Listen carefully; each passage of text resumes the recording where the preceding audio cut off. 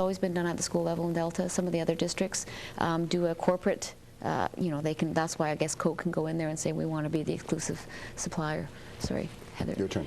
Well, it was like that, and then Grant... It changed at 5 o'clock today. It did.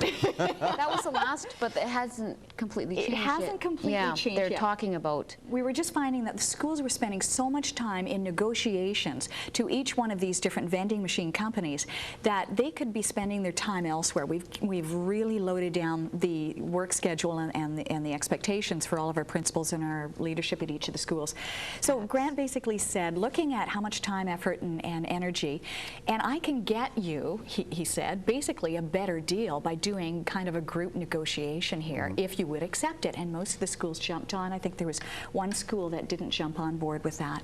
But 32 out of 33 schools isn't bad. And of course, the criteria and the stipulation for that is we don't want junk food. We want healthy food. And if we go with Pepsi, we don't want to have Coke and Pepsi in our vending machines. We want to have Pepsi products that are healthy, like juice and water. And I didn't realize that Pepsi actually produces water as one of its products. So I'm more or less happy and encouraged with the way in which the negotiation, it makes sense to me. I mean, why have 33 people doing the same thing when one person can do it for everybody and get a better deal? I'm all for that. If you go in to buy something and you want a good deal, you buy it in bulk because the more you buy, the cheaper it gets. Absolutely, and it's the same philosophy. If I want to buy 10 cars, they're going to give you a better deal than say, you know, have 10 people going to buy cars separate. That makes common sense to me. Yeah. Well, the whole reason that was is because whatever the schools raised, it went to the state of that school. So that was the whole premise before on why they did that. Okay. I just want to say before we close, Mark Savard has been speaking at our schools to help. I'd forget, didn't you? Well, you know, there's only 2 minutes on the clock. I was getting worried. Yeah, but I have people talking to me, so you're fine. I've got an announcement too. Okay. So go ahead. Okay. I was just at Burnsview today, and I really enjoyed a presentation by Mark Savard, and it's very controversial. You'll notice that in the paper. Surrey trustees were very much against having this fellow. He's a hypnotist. He puts on quite a show, and it was very entertaining. The kids absolutely loved it, and they saw 12 of their classmates being hypnotized to a point that, you know, was very entertaining, and then he got to the crux of the message, and the message was very serious. And it had kids in a scenario where they'd been drinking. There was 4 of them. They were in a car coming home. They veered off the lane, and they collided with a minivan with a family of 4, and there was deaths and injuries, et cetera, et cetera. He hypnotizes them to put themselves right in that position, and it's quite powerful. I was actually caught up in the emotion of this, and I had to fight back the tears and I won't give away his thunder, but it was very impactful in teaching the kids that there is a reality to making the wrong decision in terms of drinking and driving in an impactful way that I think the kids will remember. Very much so. And that same program is going to be at Sands this Friday, and on March the 11th? March the 11th, the ICBC coordinator, I think, for Delta, I think that she's called the Loss Prevention and Traffic. I think we'll do it at any of the schools that are interested. Just want to mention the hoop shoot's coming up next week as well at Seacom and South Delta next Wednesday and Thursday. That's all the schools, grades 5, 6, 7 from all the elementary schools. This is a prelim because they're trying to get the hype going for the BC Boys AAA Basketball Championships. A bit, but it's it's part of the Heart Health program. What is it? The Heart Foundation. I think it's called Heart Health or something like that. All right, time flies when you're having fun. I appreciate you ladies coming in, albeit on short notice. An earlier version of On the Line. The only thing I want to see, you talk about the hypnotist with Mark Savard, the only thing I want to see the Delta School District get involved with is ICBC and a safe driving program. Yes. There has to be a way where we can get Tom Christensen involved in working with us in this, and I think it's great. I really do.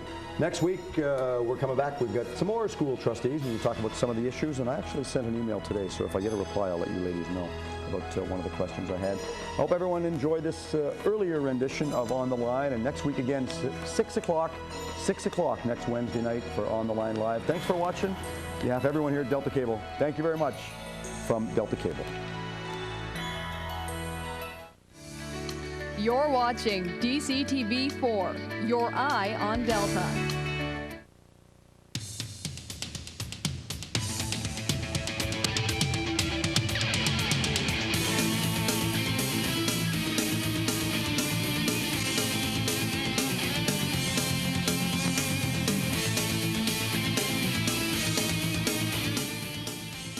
welcome to Sportswave, an exclusive, exceptional program tonight we have, and boy, oh boy, we've talked about this before.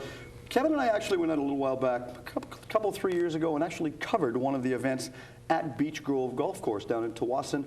Our pleasure to have in studio this evening the founding member and CEO for the BC Guide Dogs Association, Mr. Bill Thornton. Bill, first off, thank you for taking the time to, out of your busy schedule, for joining us in studio this evening. Oh, my pleasure. Thank you for inviting us to come down.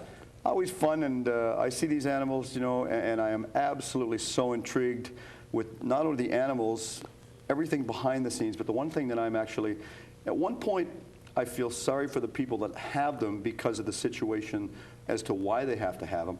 But then I just reflect on the whole thing and say, thank heavens they've got them. So from the start to finish, where did the BC Guide Dogs Association start from, and what are you looking at to go to? But basically, where'd you start? Well, we're really, in sort of real fact, we're actually one of the most recent guide dog schools in the world. Guide dogs started way back just after the First World War. You know, they were all fighting in the trenches, and mustard gas was used a lot. And unfortunately, it blinded thousands of people. So the German army, at the end of the war, took a lot of the German shepherds, and that's why we associate German shepherds. Right. And instead of making them more aggressive and using them as war dogs and so forth, they started to train them as guide dogs. And actually, through that period of time, through Germany, something like that, the work that was done, it quietly disappeared. No one really knows exactly what happened to all of that. And in the mid to late 20s, an American lady called Dorothy Eustace, lie down, good guy, called Dorothy Eustace, who had been breeding German shepherds for rescue dogs in the Alps and places like that. She was in Switzerland, in a place called Vevey. She decided that she'd start getting involved with guide dogs, but rather than train guide dogs for blind people, she would teach people to become instructors, and then they go out to the four corners of the earth and start to train guide dogs. And it's a fascinating story, because as a result of that, the Seeing Eye started in 1929 in Morristown, New Jersey, which was the first formal guide dog school post-World War I. And then the British Guide Dogs started, and both those schools started with instructors that had been trained in Switzerland by Dorothy Eustace. And then along come Bill Thornton in the 1970s. I joined British Guide Dogs, and I got a great education as a result of all of that sort of historical stuff. Then I came to Canada in 1984, and I started an organization, the Canadian Guide Dogs for the Blind, in Ontario. And then after 12 years there, I propagated and moved over to the West Coast, and we started BC Guide Dogs. And that way, more and more people have been able to receive guide dogs. So from a humble beginnings to modern trends. The proper terminology is when you're talking about the people. Some people say you've got to be politically correct nowadays. Is it the visually impaired, blind, or how is it related? Because sometimes if you ask somebody, oh, you're blind, some people get really offended. There's no, there's no malice meant in it. No, that's right. I normally refer to our clients as the blind and visually impaired persons. We now talk about visually impaired persons as well as blind, because in actual fact of the total blind population, I think it's about 18,000 registered in British Columbia, about 90% have some residual vision. Okay. And only 10% are absolutely blind as we imagine it, total darkness. Okay, now we have a special guest in studio with us this evening, and this is Toots. Maybe we can sit Toots up. Yeah, come son. So, good boy. Yep. Good boy. So we can get a good shot. Come and there you go. Come on, Toots. Go on, say come hi. On. There you come go. on. Good boy. Good boy. Show and tell tonight. So you Is it ever? Tonight, Steve. Yeah. Is it ever? Yes. Sit down there in the middle. How there old? You go. But he's 20 months old, and he's a Labrador Retriever cross Golden Retriever, and he's from our breeding program. We breed Labrador Retrievers, pures, Golden Retrievers, pures, and a third breed for us is a Lab Cross Golden Retriever. It's an intentional breeding. It's not an accident or anything like that. And he has beautiful parents, and he's the result, and he's a really beautiful dog. And I would say on a sort of a scale of the dogs that go through our program, he's about a 9.75. He's really a very, very nice dog. Well, I really have to give full credit to a young lady now that is the wife for one of our counselors, and that's our council member is Scott Hamilton, and his lovely wife is Kirsten, because they have a yellow lab, and they call the yellow lab Zoe. And the last time I was in contact with Kirsten, she was telling me, and we just got talking about different things, and I figured, why not? Good idea, because you see them all the time, you're absolutely mesmerized. But you say you got involved over in Europe, in Britain. Why did you get involved? Did you have someone in the family that was affected this way? No. In fact, I had grown up in Rhodesia and left Rhodesia, which is now Zimbabwe, and I'd been working in Britain because I had a British passport. And one day I was walking in a suburb of London, and I walked past the British Guide Dog head office quite by chance. I don't really even remember the day. It was a very important day in my life, as it turns out. But I do remember just popping in and picking up a few brochures and things, and there was a blind lady sitting at the reception with her guide dog. And I got chatting. I'm a pretty chatty sort of guy, and got chatting. And I explained to her that I'd been a police dog handler. I said, oh, we're recruiting here for people now. You should apply. So I picked up the brochure and walked away and didn't sort of think too much about it, but knew I wasn't going to go back to Rhodesia and wasn't sure what I was going to do in my future. So I actually ended up applying for a job. And the long and the short of it is, I actually ended up getting accepted. And I joined them in 1977 and did a 3-year training program with them and graduated in 1980. And then in 1984, I moved across to Canada, having started the organization in Ontario. Which part of Ontario? Just outside Ottawa, a suburb of Ottawa, Manotick. Oh, okay. Yeah. Okay, know it very, very well. Yeah, and that organization, now over the years, Steve has trained over 550-something guide dogs now. Where do they get the dogs from initially? Well, initially with the, particularly at both schools, but the story here at BC Guide Dogs for us is I actually, once we knew we were going to set up the school, because I've been around a long time, I had a lot of contacts overseas, so I contacted all my friends who had breeding programs. And along with those breeding programs, they keep fantastic records on genetics and hereditary problems and so forth. Yeah, phenomenal records. So I went to them, I said, look, we're going to start a new guide dog school. I need a breeding program. I need puppies. And I managed to get a school in the States called Guiding Eyes for the Blind, which is just outside New York. They gave me an adult dog that had been puppy raised. So that I trained that dog. It was a dog called Candy, a yellow Labrador retriever. And she was our first graduate guide dog. And I got a pregnant brood bitch from the Royal New Zealand Guide Dog Foundation, which arrived pregnant. And we had our first litter of puppies in November 1996 in Hobson. And those puppies went on our puppy raising program. And that's really how we got going. And it was fantastic. From nothing to, by getting onto the breeding programs and having that support from people, it's really saved us 10 or 15 years of development of a breeding program. It's fantastic. And look at Toots. He's proof of the pudding. He's just had his dinner, by the way. That's why he's so quiet. Relaxed, so nice and relaxed. Must have a good relationship. You talk about getting the animals from New York. It must have a good relationship with the United States and some of the handlers down there. There's a tremendous esprit de corps amongst guide dog instructors. No one really ever says we're the biggest or the best. Some are bigger than others. Some I think are better than others. But the overall standard worldwide now is very high. We formed an organization called the International Guide Dog Federation, and of which I've been very involved in, and I'm proud to say I'm one of the co-founders of that. And we meet regularly now, and it's been tremendous in helping the whole worldwide movement. There's 72 schools involved now worldwide, and and we've all benefited from it in terms of education of staff, exchange of genetic materials, semen, frozen, fresh semen, exchange of puppies. I'm actually just waiting for 3 puppies to come up from the States tomorrow or the day after. How did the traumatic situation with 9/11 in the United States affect the cross-border relationships at all?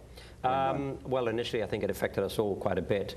And the airlines didn't fly as many people and what have you. So I think I've found with the airlines it's more difficult now to get things shipped free. We used to get a lot of stuff shipped free, and occasionally we still do, and the airlines have been pretty good, I have to say that. But they're under a lot of different pressure, as we know. But an interesting story, 9/11, 2 guide dog owners were in those towers. Both got out with their guide dogs. That is absolutely amazing. Yeah. Hard to believe, but amazing. It is amazing. One of the chaps was up on, I think, it's the 70-something floor. I've met him, and smoke everywhere. And he actually led a group of people all the way down while the firemen were coming up. See, from my point of view, there's not enough recognition given to those people by the media. And the people in the media, some of them at times can be pretty much what I call small-minded, to the point that they want to sensationalize the stories and sell them, but yet they don't do what I call human interest stories and let the public know about something like this. Because, I didn't know that, and I think that is just such an interesting story. Yeah. It was interesting, and from my point of view as a professional person who's prepared guide dogs now for almost 30 years, I found it remarkable that the dog was absolutely calm with everybody else being panicky, and you can imagine the tension and the excitability level and the smoke and the odor and the noise, the building moving and all that kind of stuff, and yet the dog was very calm. And I think it remained calm because they remained together. and they weren't separated, and then they walked down all those stairs. Michael Hickson was the gentleman's name. He has a dog out of the guide dog school in California. That is amazing. He's actually done a lot of speaking about it. It's fascinating to hear the story, how he got out. Well, if he ever comes up here, I'll let put the you wind know. that I'd love to do a story with the man, because that is just something that's worthwhile. He became so popular as a public speaker and motivational speaker that his organization actually took him on his own staff now. Oh, good for him.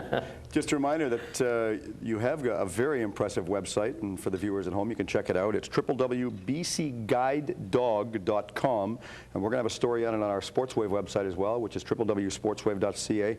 We'll do a story on this and get some pictures up. You're based out of Ladner.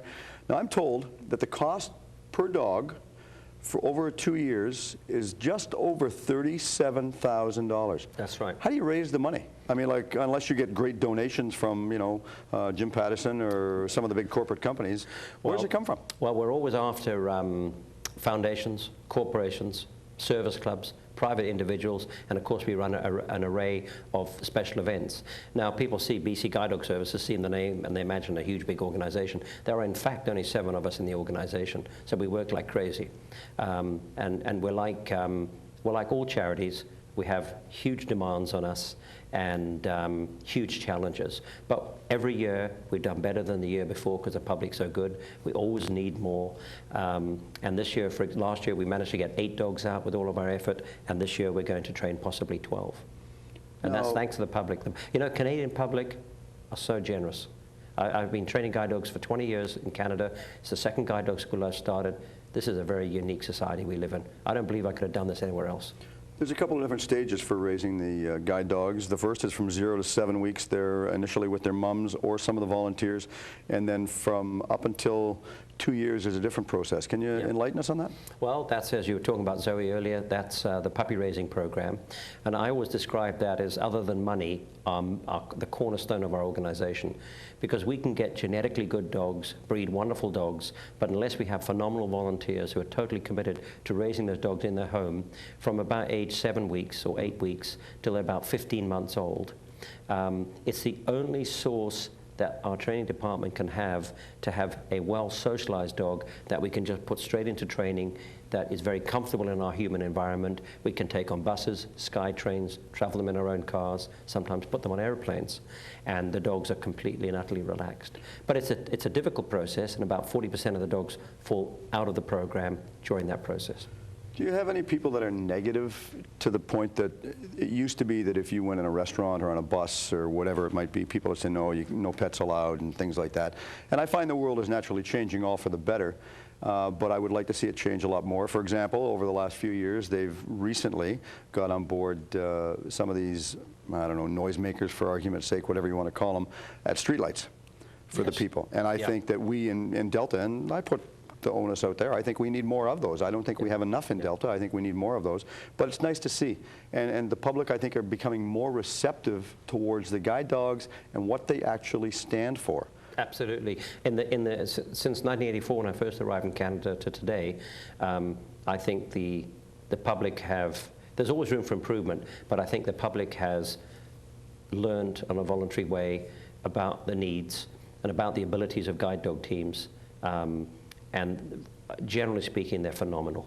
And you're right about the audio crossings, or what we call them. They're fantastic, and there's more and more of them out there all the time.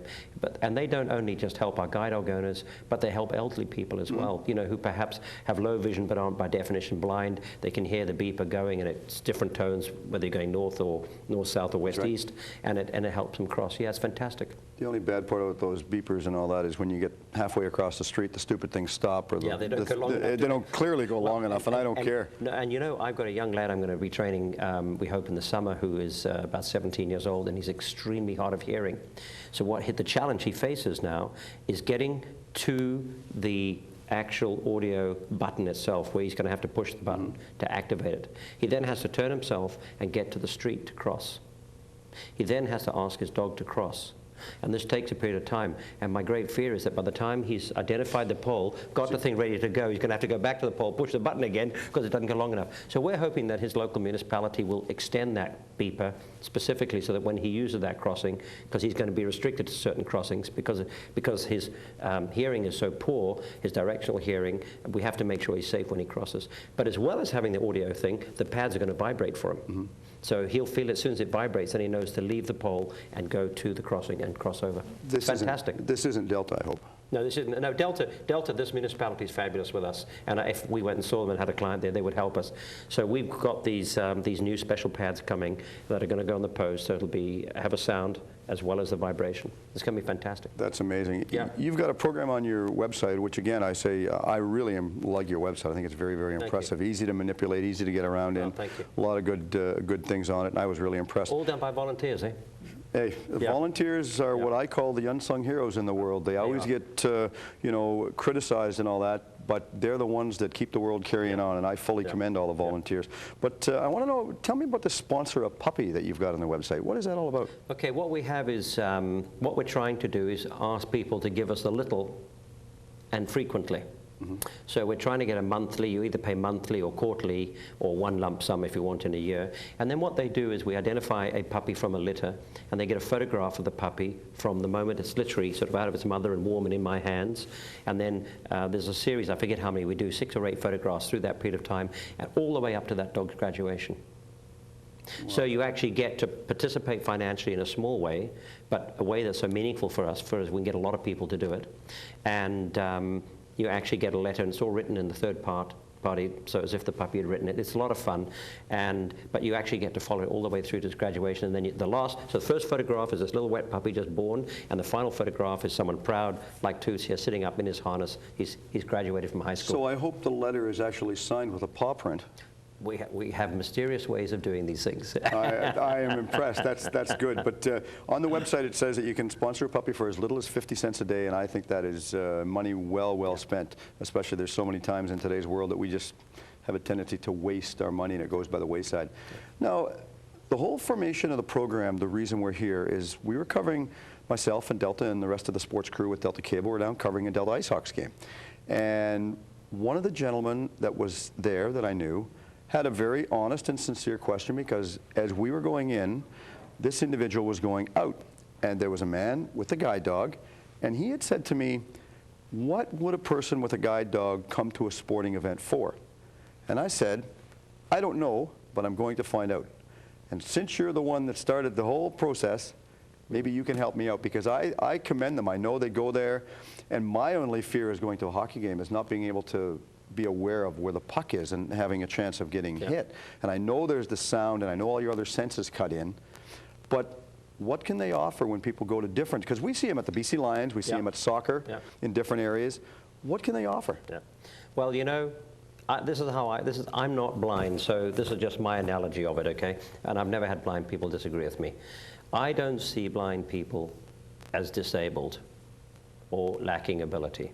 I see them as people with a major inconvenience that I'm sure they wish they could every day just shake off, but they can't, of course. So what I'm saying is that their interests in life are identical to us. They follow sports, all sports, specific sports, golf sports, whatever. Some of them actually play sports and excel at sports. So just like the rest of us, they like to actually attend the event, and they do go. Some people go and they just have a friend who tells them what's happening with the game. Others would take a radio and listen to the play-by-play on the radio, which is a great way to hear it. But you're actually in the arena and you know what's going on. And you know, it's just so exciting to be at a live game. You know, professional sports is exciting. And it's phenomenal for people to be there and enjoy that whole experience in the arena. You know, people talk about blind people and what can they offer the world. I can only tell people at home one thing, and I can give 3 names if people want to think about who they are and what they actually have made and changes they've meant as far as impact on the world. One is Ronnie Millsap, who is an exceptional country music blind singer. The other, of course, is Stevie Wonder. And the other, the big movie just came about, is Ray. Ray Charles. That's right. I mean, those 3 individuals, when I watched them, and I have always followed Stevie Wonder's music ever since I've been a young kid, and mind you, that was years back, and I admit that now, but I listen to what they bring and the way they have changed the world. And I fully agree with you. I don't see them as, you know, having hindrances. I would much rather have lost an arm than not have my sight, because there's so many beautiful things in the world that they don't have the luxury of seeing, and you and I do. No, that's right. And sometimes you feel sorry for them, but you know, you sit back and you're going, you know, they're making the best of it, and they've got the guide dogs, these beautiful animals, you know, that really, you know, you get so attached, you know, to the animals. Absolutely. And you know, there's Jeff Healy, for example, in Toronto. He's phenomenal. He loves some music from the 20s, and I love that. He used to have a radio show on the CBC. That was a great program I used to listen to, and he's got a fantastic collection of records and stuff, all the original records. You know, we're talking vinyl and re-vinyl and all that stuff. No, they're fantastic. You know, with modern technology today, with computers and so forth, blind people have the same abilities. They always had them before. I don't think they were recognized. And today with computers, for blind people in particular, you know, you can be on the internet, they have a voice box attached to their computer, and it just reads it to them, and they hear it verbally, what's on the screen that we would be reading. And so there's so much ability out there and so much talent, and I think the world is finally realizing that, and that's a great thing. Oh, it's about time. You know, it's really about time. I picked up your business card earlier on, and the first thing I saw and commented to you on was I was very, very impressed, because the business card has Braille. Yeah. And that's what I want to get on my business cards, but I would love to see, and I challenge Delta Council to do this, because Scott Hamilton, I know he's going to be watching this. I challenge Delta Council to get their business cards with Braille printed on them as well. And I think it's just a way of the world, not only them, but our Liberal government. It's just the way we need. Now, you've got 4 major events coming up for fundraisers that you do every year. The first one coming up, according to my notes, is April 16th. It's a charity auction. Yeah. It's called Ties and Tails. Yeah. And Tails is spelled T-A-L-E-S. And it's quite interesting at the Fairmont Hotel in Vancouver. Tell us a bit about that. Well, Ties and Tails, your tie and his tail, and we're all going to be down there. It's a lovely dinner. And it's, there's a silent auction and a live auction. It's an important fundraiser for us. What happened is we got involved with the Fairmont Hotels way back, must be 3 years ago now, and they wanted a dog to be a meet-a-greeter, and down at the waterfront. And so we provided with them a dog called Doc Morgan. Right. And he's met the Queen since he's been there, and he's met Prime Minister Chrétien, and he's met our Premier. In fact, at the same time, and we have a photo in our office, which is rather nice, Gordon Campbell and the two together there. And that's fantastic. And so when they said they'd like this dog, I said, well, you can have the dog for nothing, but what can you do for us in return? It doesn't have to cost you any money. We said, could we? They said, well, why don't you hold an event here, and we will provide the room and everything at no charge to you. And they are absolutely fantastic. The whole staff across the board get involved and help us. And now what we do is we alternate. This year we're at the waterfront, as we were the first year. This is our 3rd year now. And so we've had, this will be the 2nd at the waterfront, and we've had one also at the Vancouver Hotel. 2 beautiful, beautiful places to have an event, and it's a great evening. And in fact, last year we had a band. We're not actually having a band this year, but last year we had a band, and the lead singer is a blind guide dog user. And she's absolutely fantastic. You know, proper professional musician. Now that's one. You've got another one, May the 31st. You've got a Golf for Guide Dogs at Mayfair Lakes. Yeah, Golf for Guide Dogs, Mayfair Lakes. Our sponsor this year is Captain in Tilbury. Fantastic company. They make all the wheels for your Toyota Siennas. It's a fantastic company, and they've come on board this year to be our principal sponsor of the tournament. And it's usually sold out, but we hope we'll have new players each year, youths, kids, men, women, everybody's welcome, and it's a great tournament, and again, it's very important in our calendar of fundraising. Now, I just had the chance to tell you that this past weekend I was fortunate enough to referee the hockey game between Team Burke and Team Notice in Vancouver, and had the chance to talk to Howie Meeker. And my heavens, that man has big hands, and he could probably still, if he wasn't for his age, he could probably be a linebacker for the BC Lions, because he's sure wide and big, and a great man to talk to. And he is one of the individuals, primarily, that on, I believe my records say June the 11th, you have a Howie Meeker Golf and Guide Dogs event over at Fair Winds Golf and Country Club in the Noose Bay. Absolutely. Nice to have a man like him involved. You know, Howie is a fantastic guy, and I got to tell you a funny story, and it's not disrespectful to Howie, but I grew up in Africa, and as I always tell people, the only ice I ever saw was in my drinks. And anyway, so I've got a friend called Vic Kern, who has been a almost lifelong friend of Howie's, and Vic is always saying to me, Bill, phone Howie and ask him to help you. Phone Howie and ask him to help you. Well, I didn't know who Howie was. was, because I never played ice hockey. I'm just a little African boy, really. And anyway, so I started to look into it a little bit and think a bit about it. And one day Vic said to me, have you phoned him? I said, no. He said, well, you get home tonight and you phone him. So I phoned Howie. I've got his private number from my friend Vic. I phoned Howie, and his wife Leah answers. I said, hello, Mrs. Meeker. It's Bill Thornton, the Guide Dogs. Oh, yes, we've been expecting to hear from you. I'll get Howie for you. So I said, hello, Mr. Meeker. It's Bill Thornton. Can you help us? We started a little golf tournament in Noose Bay. This is going to be the first year, and I'm wondering if you can get involved. He says, well, what do you want to do? I said, well, you know, I'm a bit rude. I've never met you, but Vic's told me to phone you. Are you sitting down? He said, I don't need to sit down. What can I do for you? I said, would you be the patron of our golf tournament? He said, absolutely. Just tell me where you want me to be and what you want me to do. And that's what he's done. And the first year, they netted $53,000 for us, and last year, they netted $75,000 for us last year. Wow. He's fantastic, and he's so motivational, and he makes sure he has a photo taken with every player as they go through. Last year, he played in one of the par threes, and he played it with every single foursome that went through. He's fantastic. I'll send you a picture over that we had taken with him last week. It's actually an interesting picture, but the final event you've got on is June the 12th. It's called Paw Power 2005, and it's actually at Stanley Park. In Stanley Park, a fabulous event. The sun always shines on us, and we have a little walk. It's about, we say 5 kilometers, but I actually think it's just a tad bit less. We start off in Lumberman's Arch, and we walk up past the aquarium, what have you, onto the seawall, go all the way around and back to Lumberman's Arch, and we have things to eat, we have entertainment and stuff. It's a great family day, and obviously because we're about dogs, we like people to bring, all our puppy raisers come, graduates come, and the public, of course, come with the dogs. That's a fantastic day. I guess the question that one has to ask is, when you raise the dogs, the people that raise the animals, I mean, I'm attached to my dogs. How can they give them away? Well, you know, that I would find that so hard. That, I think, particularly for puppy raisers with their first puppy, I have so much admiration for those families because they put everything into it, their heart and soul, and they've peed and they've pooed and they've chewed and they've done all that. Then they've grown up to be lovely dogs, and then we come along and we say thank you and we put the dogs into training. It's a brutal day. It's not a day I like to be around when they bring them in. I let my wife Linda deal with that. That's her department.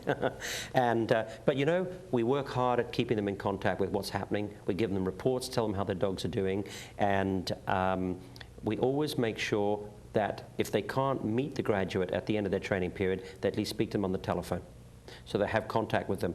And I once said to a puppy raiser, just this, how do you deal with this? This is so brutal. And it's brutal. They said, well, you know what? I raised my kids to go to college and leave. I'm raising my guide dog to go to college and leave. And I thought that was a pretty bold statement for a family. It is. The only difference I would say with that is the kids can still come home. Yeah. You know, I mean, if your guide dog goes away, I mean, I sleep with my little dogs. I mean, my little dogs are you know, they're spoiled, and I admit that. I fully admit that. And, I mean, you look at I was just going to take that little bit of dog hair off you, actually. Oh, that's okay. No, I'm kidding. That's okay. You look at Toots here. I mean, Toots is so contented. You know, just a great dog to handle. You come in, you pick this up. When you put this leash on her, or him, correction, him, he actually was right by the door and ready to go out and go to work. He loves to work, and that's the important thing. The whole premise on why does a guide dog do it? Willingness. If they're not willing and wanting to do it, we just take them off the program. There's no forced labor here. It's totally voluntary. All right. Well, I'm going to throw a couple things at you because we've got time has just dwindled, and I've just been absolutely amazed at what you've said. I appreciate you coming down. Quick statement, quick remark, closing thoughts for you. What can you tell me about guide dogs, and why should people get involved in your program? And you've got about 20 seconds to tell me. The most important reason is you don't just prepare a guide dog and help us do that for someone. You give them a lifelong commitment, and you give them independence. Braille made the blind literate. The guide dog made them mobile.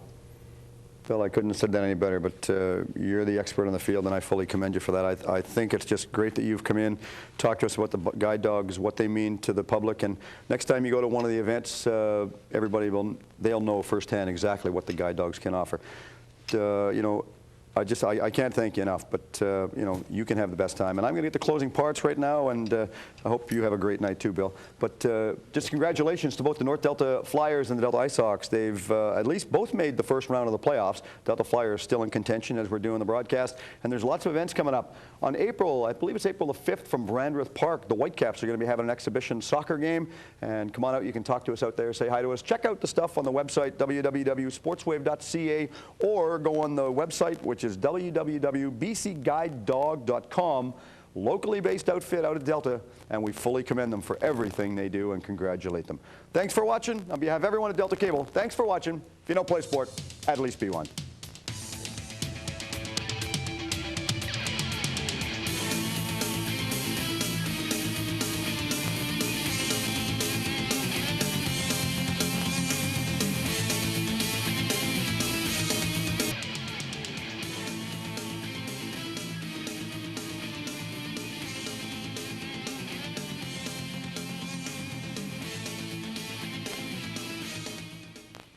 Hi, everybody, and welcome to Sportswave. I'm Steve Erickson. A couple of special guests in studio joining us tonight. We've got the past president for the North Delta Rotary Club, Mr. Don Pateman, and the president of the Ladner Lacrosse Association, Mr. Jim Canil. And very pleased to have both of them give up their valuable time to come out and talk sports with us in the sports zone here at Delta Cable.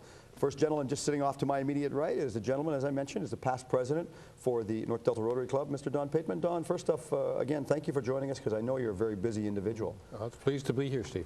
Now, I got the idea of coming up and having the Rotary Club on the show, basically because of the 100th anniversary, and also they were at one of our most recent council meetings in Delta. Quite the presentation, I should say. Well, it has been 100 years for Rotary, and we're the largest service club in the world, and we're really pleased that it's been a whole 100 years, and celebrations are going on all around the world to recognize all the contributions that we make. What do you chalk it up to as far as the success and the longevity for the club itself?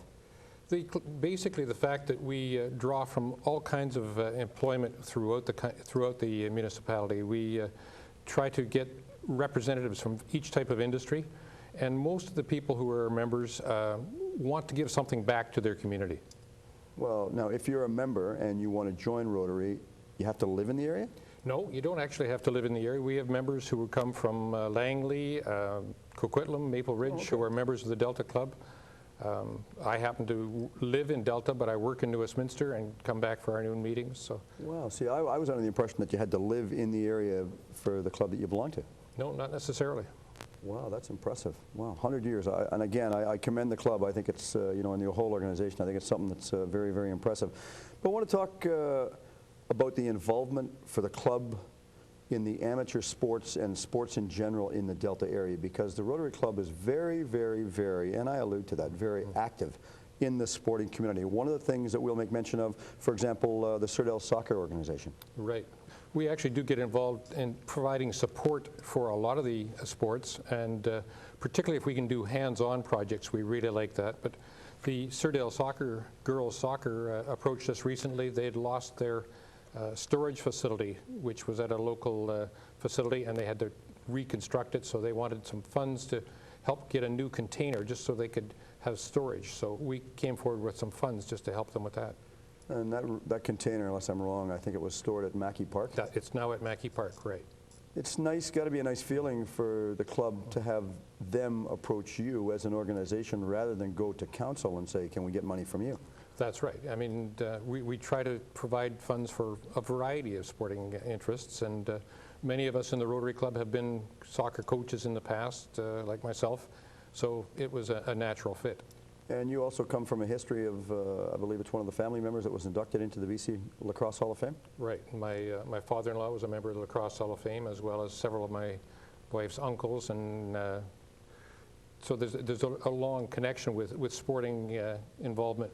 And I was a baseball coach, soccer coach, involved with scouting, so we've got a long involvement with the youth in Delta as well. That's got to be a nice feeling by itself. Now, the BMX tracks, everybody nowadays seems to be riding a BMX bike, and they're going, all over the place. And again, you've got a lot of involvement with the BMX track just off of the Scott Road area. That's right. They approached us just over a year ago and said that they were trying to upgrade the facility, which is located just across Scott Road into Surrey. But they actually provide off-site racing facilities for youth, not just from Surrey and Delta, but from all over. And we helped them out with some financial assistance to get their facilities up to stuff.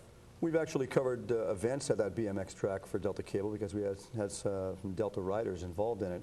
And to watch them go around, but the thing I was impressed with about the BMX is the variety of the different ages of the individuals. That's right. They go from very young right to young adults ready to go to university.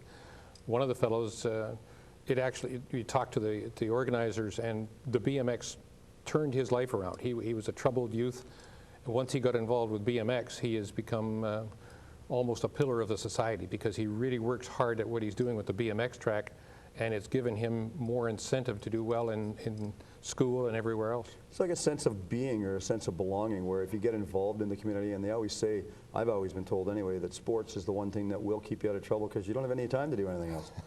That's what my wife keeps telling me, because I'm involved in Team Coastal Cycling, and I do some trail running, and she's always saying, well, you know, at least you're out of trouble because you're doing things like that. What's your Team Coastal Cycling you were talking about? Team Coastal Cycling is a new cycling club that we started just almost 2 years ago, I guess a year and a half ago. We've already got up to 160 members. We do mostly street riding, but we do also provide support for off-street riding, mountain biking. We were involved with the Tour de Delta this last year. We put on a barbecue for some of the riders. You involved this year? Yes, we'll be definitely. Yes. That's a big event. That brings a lot of tourism to the Delta area. And they're really interesting to talk to the actual riders about how pleased they are to come to Delta to take part in that. Yeah, versus some of the other big foggy and hazy cities. I've talked to riders from all over North America when they've come to this event, and they think that the Tour de Delta is a first-class operation. They're particularly intrigued with the helicopter coverage provided by Delta Cable 4. They think that's, you know, this is a Tour de France style of coverage. Be nice if we could get Lance Armstrong involved in our Tour de Delta one day. It would be nice. He actually did ride in the Tour de Gastown 8 or 10 years ago. I think if Lance came back now, it would be as a veteran, but a lot of the young riders coming up who show up here in the Tour de Delta are going to be the next Lance Armstrong. You know, it's funny because if Lance Armstrong did come to an event like this, the interesting part that a lot of people would question is, who would they go to get the autograph from, him or his wife? Because he's married to Sheryl Crow. That's not bad, yeah. But a lot of the young riders and Team Coastal, we actually do have a core group of young riders who we are teaching to race, and they're going to be Canadian standard riders. One of the fellows who helped to get the club started was a Canadian national champion. So that's nice for him. Now, the club is also involved in the playgrounds and parks for Delta in a lot of different areas. The North Delta Rotary has very much been involved with the playgrounds and parks for many years. We like to do the hands-on. We actually get out and do the actual physical construction. So we have assembled playgrounds at Wade Road, actually twice at Wade Road, Westview Park. You did the first time they had the boat? Yes, yeah, we did the boat, and actually we tried to replace it with another boat when the first one rotted away, but we now have what they refer to as a boat, but it doesn't look a whole lot like a boat. But, so maybe we'll work on getting a new one. A new one, and but we also were involved with Westview Park and Chalmers Park, and the other big project that we did was replacing the exterior seating and edges for the North Delta Lawn Bowling Club. Oh, okay. That was the biggest project our club has ever undertaken. We had well over 1,200 man-hours of actual construction work rebuilding this. Why was it so intricate, just with all the hours in it? Because you have to keep the, you can't disturb the lawns themselves, because they must be kept absolutely level. And to reconstruct the actual supports, they ended up doing some actual engineered construction, and we had a good time because we were teaching some of our Rotarians how to use these power tools that were involved with the reconstruction. That's quite impressive, because that is an exceptional lawn bowling facility. Let's talk about the skateboard park that you were involved with. That's quite the program too. That was another one that took quite a while to get going. We met a fair amount of resistance, but the local skateboard community were quite feeling left out, that a lot of other municipalities had a facility. So we identified the location at North Delta, and working together with the municipal Parks and Recreation, we actually provided, I think the figure they gave me was about $25,000 in actual cash. But again, we did a lot of the actual hands-on work, building the forms, taking them down. You talk about resistance. Why would there be resistance if you're building something to keep the youth or the people involved in a sporting endeavor and keeping them off the streets? Why would somebody have a resistance or a problem for that? Well, I think they refer to them as NIMBYs, not in my neighborhood. And you know, there's always the, oh well, skateboarders are they're like pool sharks. You know, they're not what you want to have in your neighborhood. But actually, if you go and look at the most skateboard parks in North Delta or in Ladner, Tsawwassen, you'll find that you've got a wide variety of youth, and they're having a good time. They're off the street, and it's a very positive influence. They're very talented, because I watch some of the skateboarders. I've been down to the one in Tsawwassen several times, and even the one up north, and watch them, and they're talented young people using that. Exceptional, and I'm a member of the New West Photo Club. I'd just love to go and take pictures of these kids doing things that would turn your hair white like mine. Oh, when they start doing some of these turns, I'm very impressed, because they're very, as I mentioned, very, very talented. I think the one concern a lot of people have is they go to a skateboard park. For example, there used to be one on King George Highway, not far from the hospital. Right. And the one concern a lot of people had with that one was the amount of graffiti that seemed to go with the park. And they sort of people have a tendency to put two and two together, and they say, well, if we're going to have a skateboard park, we're going to have problems, we're going to have graffiti. And they just sort of hung everything together. And that wasn't fair to, you know, put on the kids. Not really fair, but sometimes those bright colors are what attracted the children. They came. The one we built in North Delta, we actually put a special coating on it that's an anti-graffiti coating that keeps it off. But the biggest thing is the skateboarders are actually quite athletic. So not only does it get them off the street, but it's very good for their health. Very, very much so. Now, you got any major projects coming up that you're going to be involved with? There's one. We have several that we're sort of ongoing. Like, we've been very much involved with the John Oliver Park rugby fields. We provided $25,000 in cash for the last field. We've actually recently contributed to send one of their teams to Ireland for an international competition. And we're going to continue with an ongoing involvement with the John Oliver Rotary Park. What's the status, real quick, with the old barn that used to be there? Are you involved with that or no? The old barn has, they intended to maintain it, and it was going to be rebuilt. But when they actually took it apart, they found that the structure was not capable of being returned. What they did is they took the boards out, they've cut them. They are going to use those for the flooring of the new building, but the new building will look just like the old barn. So they're going to return it to look like the barn. I don't think they'll put golf on the roof anymore, but it will look just like the barn used to. I miss driving by there and not seeing that old barn. Now, the club has a website, and if somebody wants to get in touch with the club, who would they contact, and what's the web address? Okay. The website address is northdeltarotaryclub.com, which is not too difficult. And for a phone number, you could contact our current president, Mr. Bob Atfield, at 572-9984, which is his office number. And if he's not there, just leave a message, and either he or someone he designates would be pleased to get back to you. Yeah, that's the gentleman I spoke to at the council meeting. Right? I wanted? Oh, good gentleman, very, very well versed in everything he does. But yeah, you, the club, yourself, everyone does an exceptional job in and around the community, and I commend you for that, and offer you all the, help. If we can come out and help you any way we can, feel more than free to give us a call, because I know we've been involved in the past with a Rotary auction down here that Delta Cable helped you put on. Very much so, and those funds that we raise at the Delta Cable auction go right back into the community, a lot of it into the sporting facilities. Well, sports is the way of the world nowadays, and that's what we want to get everybody involved with. We want to get them involved. And if you've got some questions or concerns, you want to get a hold of us, feel more than free to get a hold of me. You can send me an email at sportswave@dccnet.com, and I'll put you in touch with the right people, pro or con.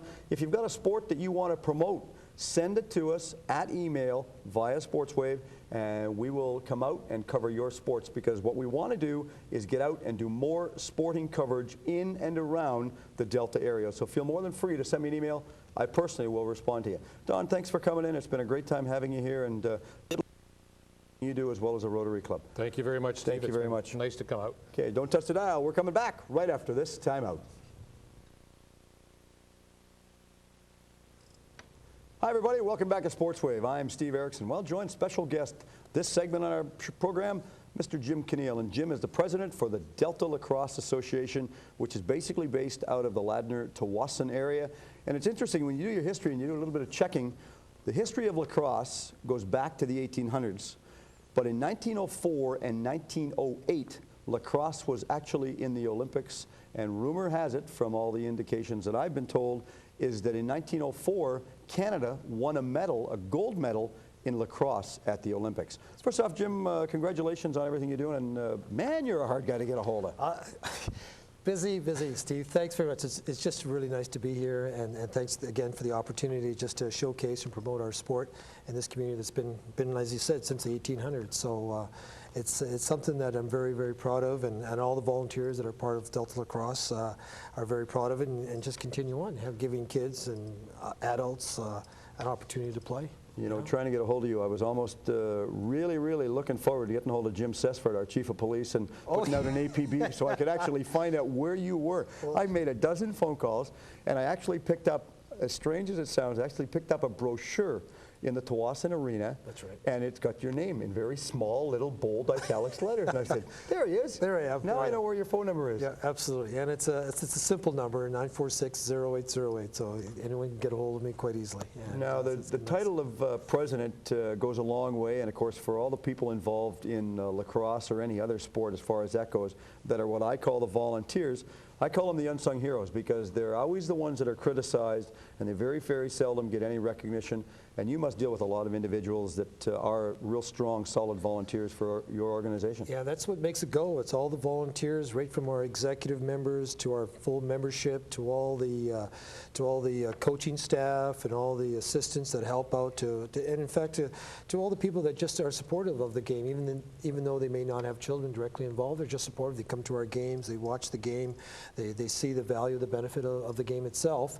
And no, it's been a real pleasure to be involved with Delta Lacrosse over the last number of years that I've been involved because of the good volunteers and people that give unselfishly to the sport and just for the betterment. Sure. Now, unlike other sports, and primarily I focus on hockey when I use this assumption, is lacrosse a relatively economical or cheap sport to get into for the players? Just basically because of the cost of equipment. Right, absolutely. It's in a way, it's not too bad because you can carry over some of the hockey equipment. You can use the same helmet. Mm-hmm. You can use the gloves, the elbow pads, and things like that. So there is some carryover. Primarily the biggest expense, I would say, is the lacrosse stick, which could range anywhere from $100 up to $200, depending on what you want to pay for it. But it's an individual item that you have, and you keep it for a relatively long period of time. So overall, in terms of the overall expense of the sport, it's not as expensive as hockey, obviously, because of the equipment that's involved, but it certainly is a reasonable expenditure for the sport, and you can keep that equipment from year to year for the most part. And so it's relatively affordable. Ironically, one of our last shows, we had Mr. Huey Brun on, who has designed the lacrosse stick, which I brought down to show you, because I think it's family affordable and something that is truly needed in the world today. But let's talk about the number of kids, young people that you have registered. First off, are you open to boys and girls? Oh, absolutely. In fact, we just within the last 5 years or so, we basically broke new ground in getting girls lacrosse started here in the Lower Mainland. We were one of the first clubs to do primarily just all girls lacrosse. And so now we have particular divisions for girls from 5 years old right up to 18 years of age, where they can actually compete in their own age group and division against other clubs. And girls lacrosse has just been a real positive part of our whole association in terms of the growth that's taken place. And girls that like to naturally run, particularly if they play soccer, their season's over and they just like the idea of continuing to run, lacrosse fits in really well. And it's great for girls. And people have a little issue, maybe perhaps of the safety issue of lacrosse, and they've done the studies, Eric, and the study. Sorry, Steve, and the studies that they've done. I'm used to that. Yeah, the studies that they've done is lacrosse ranks basically 52nd behind water polo in safety of all the sports. So you know, I'd love to have my kids playing in a sport that's generally regarded as being safe. It looks kind of physical, it is to some point, but for the most part, it relatively is a very safe sport because of all the equipment and everything that's necessary and all that part of it. You know, when you make mention about the fact that you've got all girls teams playing, and you do get criticized sometimes because people say, and they have this, what I call small-minded individuals, because I went through it with my daughter. You get people that say, oh, well, girls can't play because it's a boys' sport. Well, sorry, people. My daughter played ice hockey in North Delta, and she was a pretty good athlete from, of course, Dad's point of view. Maybe I'm prejudiced towards that, but I think she did just a great job.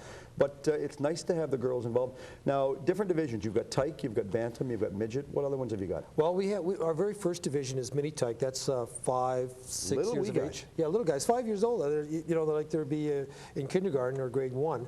And so we're one of the few sports that can start a child as young as 4 or 5 years of age. And what we're very proud of is that we can take that child and he can continue playing the game right up to 21, and then he can go on to senior men's, of course, after that, or as well as their senior women's as well. But we have different divisions, you're right. Now, for the little guys that play, am I correct in assuming that they use the entire floor? And if they do, would it not be more cost conducive to give them more floor time if you turn the nets the other way and let them go widthwise on the rink? With the little guys, mini takes, what we do is we use the curling rink. Which is a smaller surface, and it's been a great advantage for us over the last few years. The curling rink sits empty, and we just put boards around. Credit to the Parks and Rec people to have these boards up, and we have these little guys playing in the mini tyke, and it's been great. It's been good. Now, when we have the senior teams, for example, the Delta Islanders, they've just made an announcement, I believe it was just in February this year, that they've got a new coach, and I think their new coach is the Islanders welcome Mr. Bob Johnson as their head coach. That's right, and we're extremely pleased with Bob Johnson. He was the coach that coached the Coquitlam Madnex 2-3 years ago to a Mann Cup.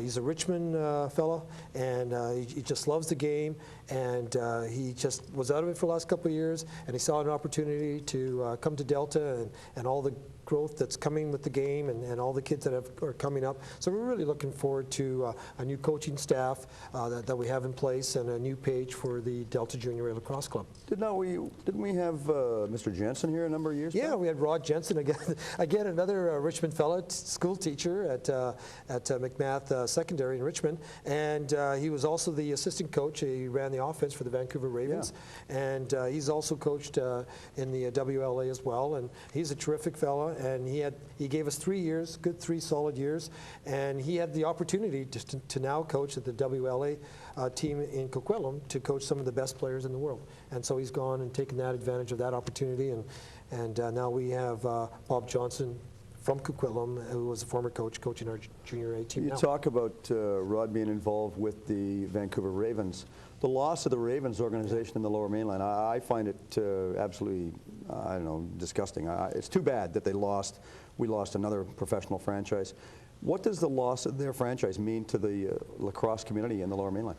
And primarily, we focus in Delta. Well, we have kids that are always striving to continue and to excel and wanting to be and challenge themselves the best they can.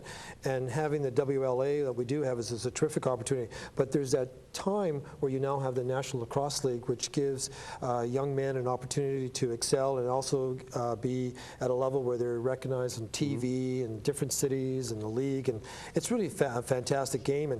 And some of the support in some of these teams are just unbelievable. For example, the Toronto Rock gets regularly 15,000, 17,000 people at their games, and it's tremendous that you have that kind of support. So it's really a shame that we don't have the Vancouver Ravens for a number of combination of reasons, but I'm really hopeful that maybe there may be an opportunity for them to come back down the road.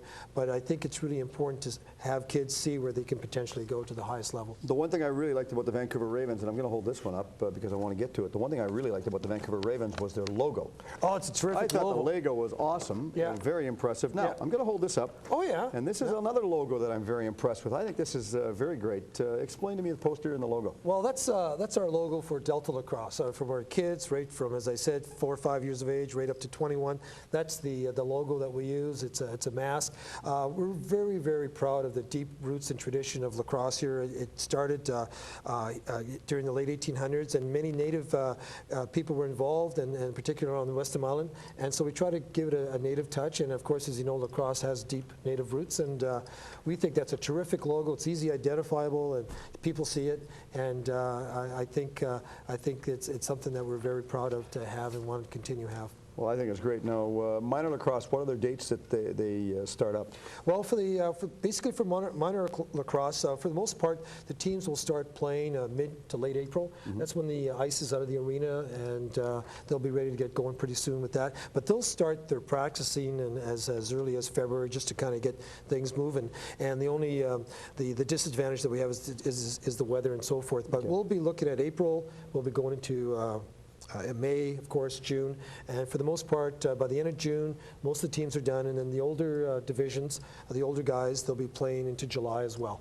And if you're fortunate enough to go into the playoffs and continue to championships, you're looking at into August as well. Are we hosting any championships this year? This year we're not hosting any championships, but what we have hosted in the past is national championships at the Pee Wee level, at the Bantam level, there are championships that we have held in the past, and we're very proud of it. And Delta's always has a very good name. We host a Bantam tournament and an all-girls tournament as well, which is very well received. We have a lot of teams coming. In fact, we have teams coming from Alberta and Ontario for our tournament. So it's really quite nice to see that. It is very much so. Now, for those that are heavily involved in the sporting community of lacrosse, if you're unfamiliar with it, you're not aware of it, Ted Fridge, who was heavily involved, a longtime teacher, principal, all levels of lacrosse. He was with the Port Coquitlam minor lacrosse, the Coquitlam junior team, the senior Adnex, the Berards, et cetera, et cetera.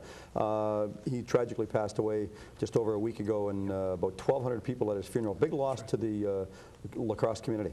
Absolutely, absolutely. I mean, what we find is we have people like a Ted Fridge, names that have been around for many, many years, like a Jack Bionda as well, that have contributed to an enormous amount of their times, energy, everything that they feel is a valued sport, and they give it all. And people don't forget. As volunteers, and there certainly are missed, like a Ted Fridge is certainly a missed, no longer being here with us, and it's unfortunate, but we have some very, very good people involved in lacrosse over the many years, and we still do, and which makes it really kind of nice to be involved in a well-respected sport. And we'll have this address posted on the Sportswave website if you want information as to where to make donations for the Ted Fridge Lacrosse Scholarship Fund. Now, hit you up. I told you I wouldn't throw you a curveball, but I'm going to. A lot of controversy over the last little while about the situation with lacrosse, the Vancouver Giants, and I know the Giants, I think they're just an exceptional product, but a lot of concerns have been arisen over the last while about the lacrosse. They were going to be displaced. Where are we at with this situation with lacrosse and the Giants and the Leisure Center and everything else? Well, Steve, fortunately, fortunately, all the stakeholders, all the people that had a part to be part, of the whole dry floor issue, sat down. And we both, all the parties, they compromised. And it's just not lacrosse, it's also roller hockey as well, and any other potential dry floor user group. We sat down and said, okay, how can we make this work, and which would be in the best interests of everybody. And traditionally, for the last 30 years with the Ladner Leisure Center, the arena, lacrosse was always part of it. And we basically have been there since mid-April to mid-August. And where the difficulty was the Vancouver Giants wanting to kind of fit in a little bit extended, so there may be a little bit shorter for us. And what we needed to do is talk things through, and we were able to get to compromise everything. And for the most part right now, the dry floor user groups are relatively pleased. The Vancouver Giants, through Mr. Ron Toigo, is relatively pleased, as far as I know, where we were able to sit down and work through the issues that we have. The lacrosse is here, it's in the community. They were looking at potentially displacing, but there's really no place else to go. We're not going to go away, so we needed to confirm and establish our facility, and not make it difficult. So. Okay, good deal. Now, last question. You've got to be brief because time flies when you're having a great time. Got a web address or a phone number where people can get a hold of you? Yes, Delta Lacrosse. It's deltalacrosse.ca, www.deltalacrosse.ca. And a phone number, my number is 946-0808, 946-0808. It's an easy number to remember, and I'm more than happy to pass on anyone has any questions. Thanks for coming in the studio tonight, Jim. I appreciate it, and good luck with lacrosse, and look forward to come out and doing some of your games this year. Oh, that'll be terrific. Thanks very much. Thanks, Jimmy. Well, we had a great segment tonight. A lot of people on the show, and good time. We're promoting it. Again, get a hold of us. If you have a sport that you would like promoted in the Delta area, feel more than free to send us an email, sportswave@dccnet.ca. Pardon me, .com. I'll get my address right. Sportswave@dccnet.com. We'll get it to you. Thanks for watching. Enjoy your night. Good night. And if you don't play sport, at least be one.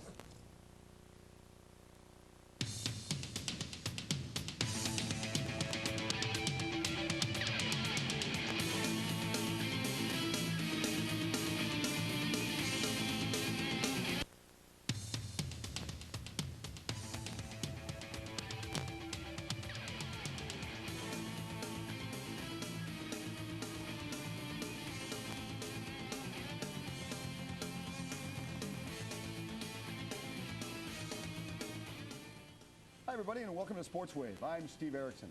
Very special show this evening. Got two very special guests that have agreed to come into the studio and talk to you about the amateur sports and also where they can take you in the world of sports, not just in Delta, but around the entire world. First guest is joining us in studio tonight, Mr. Jim Sesford. Jim is better known as the Delta Chief of Police, and the guest for the second half of the show, Mr. Brad Hobson. Brad's a young man that graduated from North Delta Senior Secondary School in North Delta and is now on a U.S. scholarship, to which I don't necessarily agree with all our athletes going down and getting the U.S. scholarships, but if they're free to give them out to the Canadians, why not?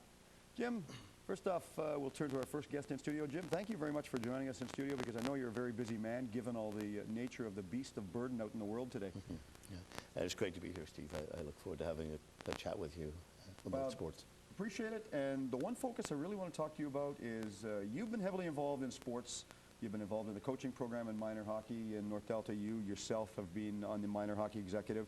And unless I'm wrong, you've also been involved in the baseball program in Delta. Is that correct? That's correct, yes. Now, see, for a lot of people, they see the police as, no pun intended, because they see me the same way when I got my sweater on, black and white. Yes. That's it. It's you and them.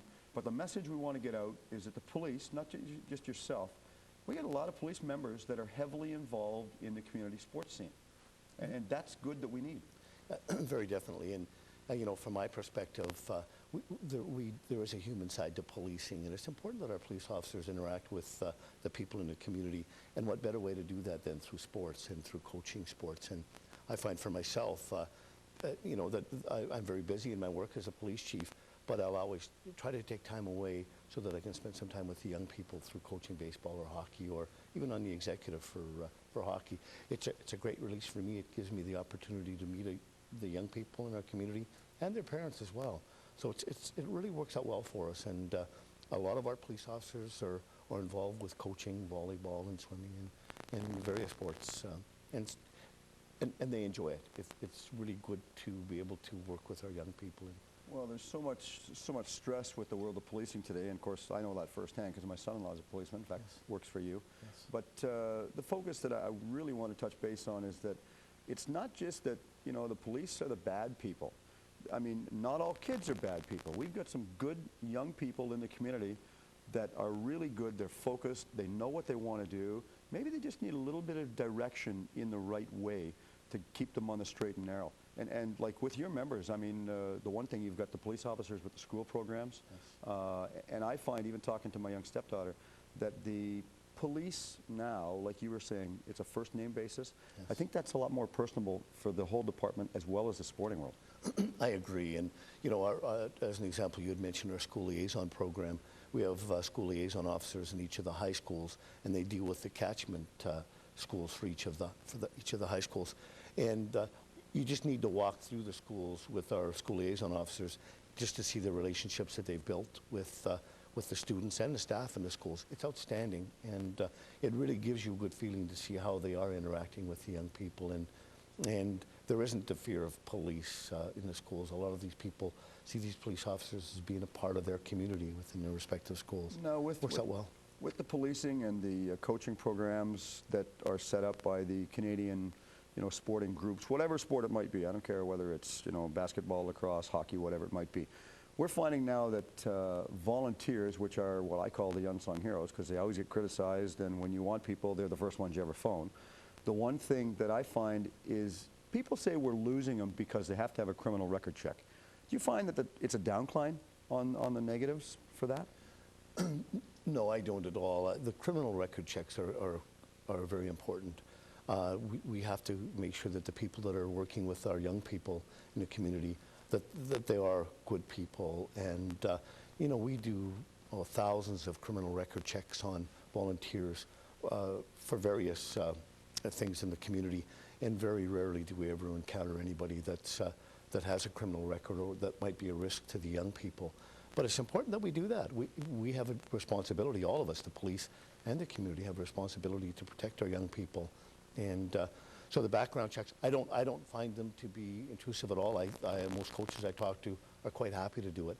And most coaches, volunteer coaches particularly, are happy to know that the people that they're working with are not criminals, that they don't have criminal records. So it's a good thing for them as well. But it's very necessary to do it, for sure. My philosophy and all that is if you've got nothing to hide, why would you worry? Exactly. I mean, that's the philosophy I've always taken. If you're above board and honest with everybody, who cares if you get criminal record checks? Like, so what?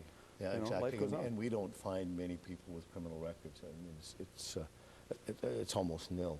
And we do, you know, we do extensive backgrounds on them, and to make sure that they are clear. And our young people, again, regardless of sports, our young people are involved. They're around so many different people. They are. Day in and day out. They've got to learn to trust. I get sort of frustrated when I hear people say, well, don't talk to that person because you don't know who they are. Exactly. Yeah, but don't paint everybody with the same brush. You know, I mean, there's good people, and thank heavens we got more good people than bad people. You got a young lady that we had the luxury of covering swim meet that she did a while back. Yes. For one of the cancer organizations. Yes. I think that's Kelly Sieb from the Ladner Leisure Center. That's right. Kelly's involved in sports too. She is actively involved with sports. Prior to coming to the Delta Police Department, Kelly was a school teacher, and she's been a very competitive swimmer. And she swam for 12 hours at the Ladner Leisure Center, and that was a fundraising initiative that she'd undertaken. But she does also teach swimming lessons, and she as well wins gold medals, 5-6 gold medals every year in the police fire games. She does an outstanding job, a tremendous athlete. You've also got Carrie Flemmer. Yes. Who was on the Canadian National Women's Fast Pitch team. One of our female members did play on the Canadian Fast Pitch team, and she's an outstanding athlete. And she obviously, I'd like to get her involved with coaching some of the young people in Delta fastball. Obviously, she's got the skills to do that. Do you find with the police department getting involved in the community, I would find it would be, if I was in charge of a group or a league, I would find it so beneficial to have the police come out and talk to our group and let them know what life is about and what, because there's a chance that if you don't make a career out of your chosen profession, be it lacrosse or soccer or whatever it might be, down the road, policing's not that bad of a business. Well, it's interesting that you should mention that. And I've been now in Delta for 10 years, and I've had the pleasure of coaching many young people in our community. And if I haven't coached them all, I certainly had an opportunity to meet many of them. And I constantly get phone calls now from these young people who are now becoming of age, and they're looking for a career, and they're choosing policing now as a career. Do they call you Jim or Chief? They call me Jim, and I think that's cool. And I think it's cool. I coached them as Jim, and that's what they know me as. And but now that these young people are gearing themselves toward a career in policing, policing is an outstanding profession. It's an outstanding career for these people to get involved with, and I'm proud that these people would choose policing. Correct me if I'm wrong, have you not had some conversations with some of the Vancouver Giants players as well? I have a couple of the Vancouver Giants players that had been released from the team, more because of age restrictions. And they were looking for something to do after hockey, and I met with them and talked to them about a career in policing, and same with one of the players from the Surrey Eagles as well. So they're playing hockey, they're committed to their hockey, but after hockey they're looking for something else, and many of them are looking at a career in policing. I think it's important to say that one of the big things for policing is we're very team-oriented. Police work is all about teaming. We have to make sure that we operate as a group when we're dealing with particularly high-risk situations. And so it's very much of a team atmosphere in the department. And that's good. That's a healthy thing to have, that people work together and they depend on each other to get the job done. Communication too. I mean, you're with the police department, of course, you're heavily involved in communications on a regular basis. Very much but so. it's just a simple thing. Communicate with people and talk to them. I Very mean, much so. you know, that's the way you have to do that. Yeah, that's it.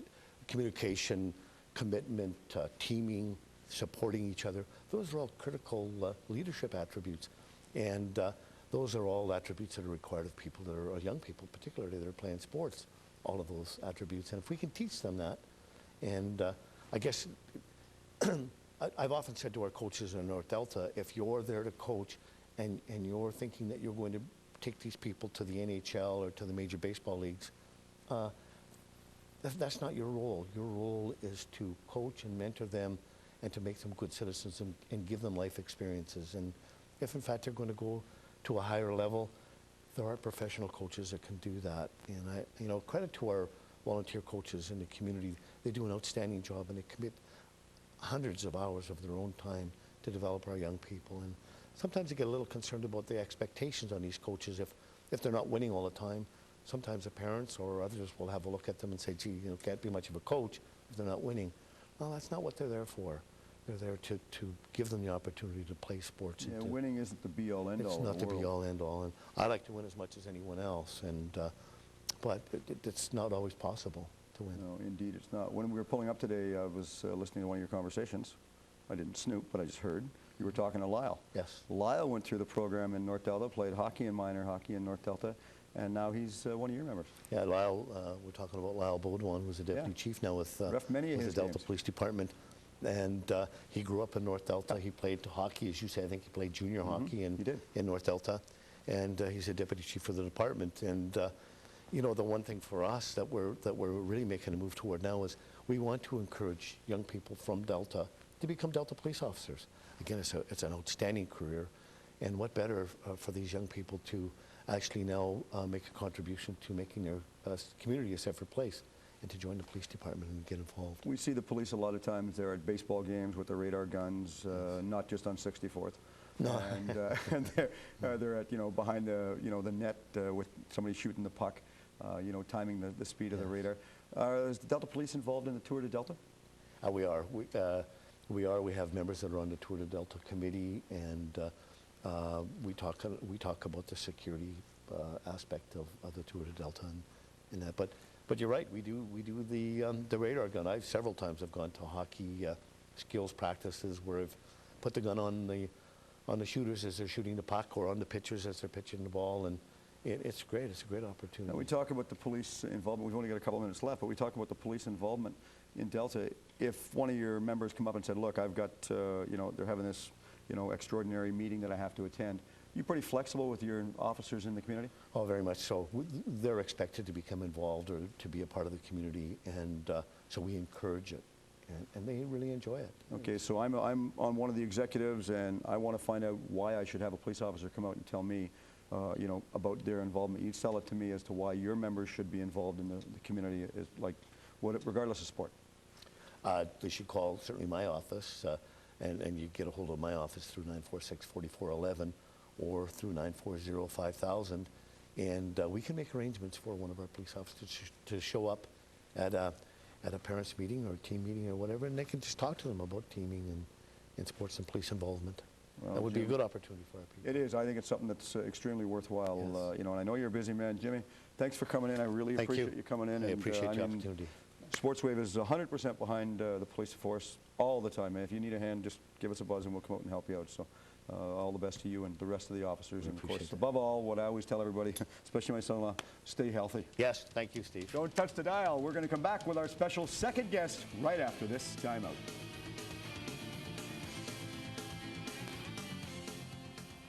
Hi, everybody. Welcome back to Sportswave. I'm Steve Erickson, joined in studio right now by our special guest, a young man that graduated from North Delta Senior Secondary School, made a transition to the U.S. schools, and currently going to a school in St. Louis, Missouri. Yes, U.S. of A. And we're joined in studio by Brad Hobson. Brad, first off, thanks for taking the time out of your little bit of a holiday schedule to join us in studio. Yeah, no problem.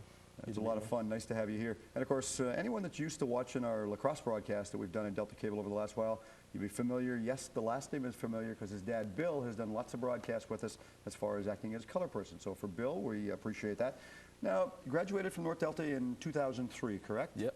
And when you were in North Delta, you played football. Living in Delta, you played football, hockey, and lacrosse? Yeah. So you kept busy as a youngster here. How did you get the chance to be offered a scholarship in the States? Through a recruiter out of California. He pretty much helps you out, sends your game tapes and everything around the USA, and eventually you get a couple callbacks or letters and to let you know if they want to offer you some money. Wow, that's pretty cool for a young guy going out of Delta. Yeah. Is the money good? Yeah, real good. Now, when we're talking about money, is it just a scholarship? Because you're on a 4-year scholarship. Yep. And unless I'm wrong, it's worth approximately $44,000 US. Yeah, for the 4 years. For the full 4 years. Yeah. How much money out of your pocket extra do you have to pay to attend the schools? Oh, about $2,500 a year. Wow. So Dad's got to work a lot of overtime to help Yeah. out. That's not Wow. bad. No kidding. Now, you're taking the scholarship and you're studying to take criminal justice. That's right.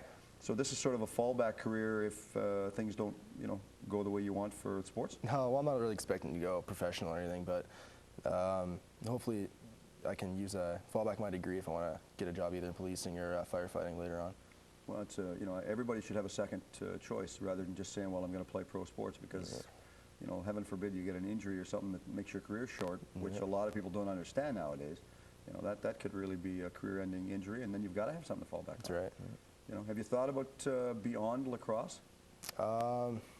Not exactly. No? No. Just sort of taking one day at a time and all that? Pretty much. Well, I get frustrated, and it's not meant derogatory, but I get frustrated when I hear about a lot of our athletes going down to the U.S. and getting scholarships, because there's nothing I'd love more than to have our Canadian schools offer scholarships and keep the Canadians in Canada. Yeah. And that's not taken away because you've got some great coaching staff down there, that really help the program. But Canada doesn't offer anything like that, do they? No, not. Well, they offer it, but just not as much. They're not willing to put out as much money as the U.S. colleges. Now, for a young guy that's going to school down there, if you were asked, why do you think that is, what could you tell him? Other than the fact that we're too cheap.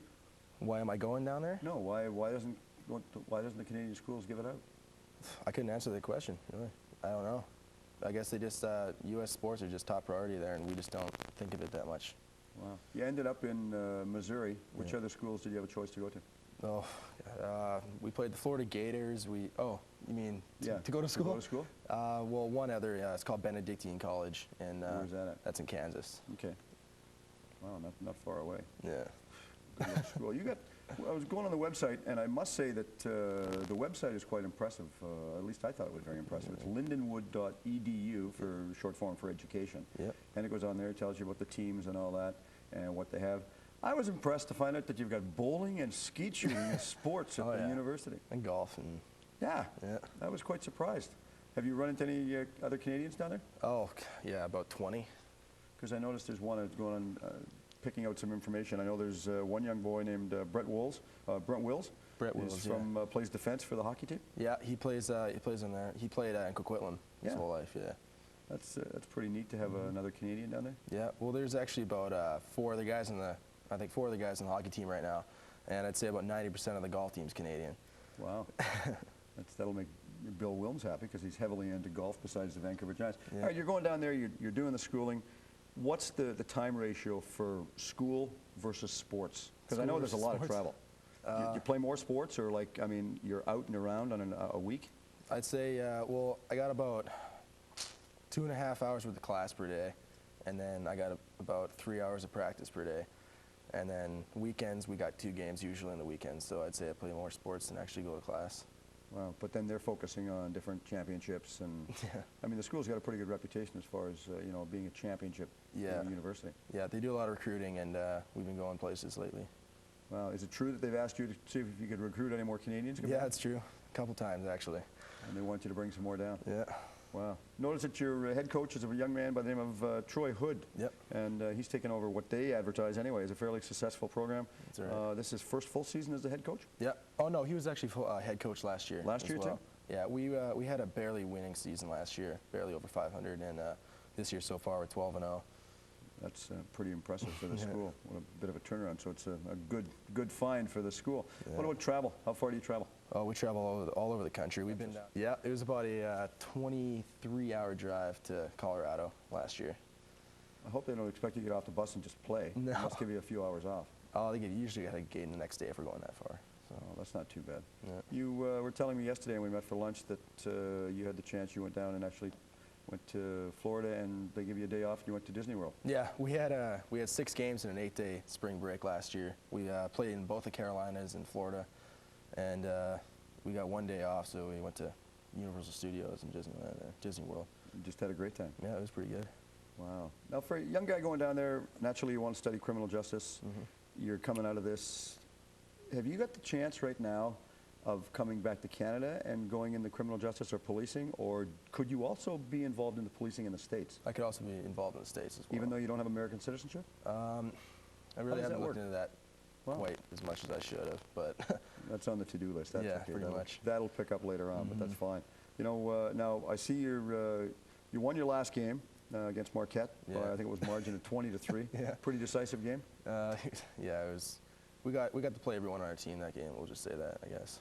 Now you also played some lacrosse here, I believe, in Delta and Latin for the Islanders. I played 1 year for the Islanders, intermediate A. Now going from the minor program to the intermediate, big adjustment. Yeah, a lot rougher, more intense. Was that when you played for Carlos? Yeah. Okay, so all right, a little more intense. They take it a little more serious than the minors. Yeah. Looking back on your minors, any coaches that stand out in the minors that really helped you out? My dad coached me pretty much throughout my entire career in the minors. Okay, you can pay him now, Bill.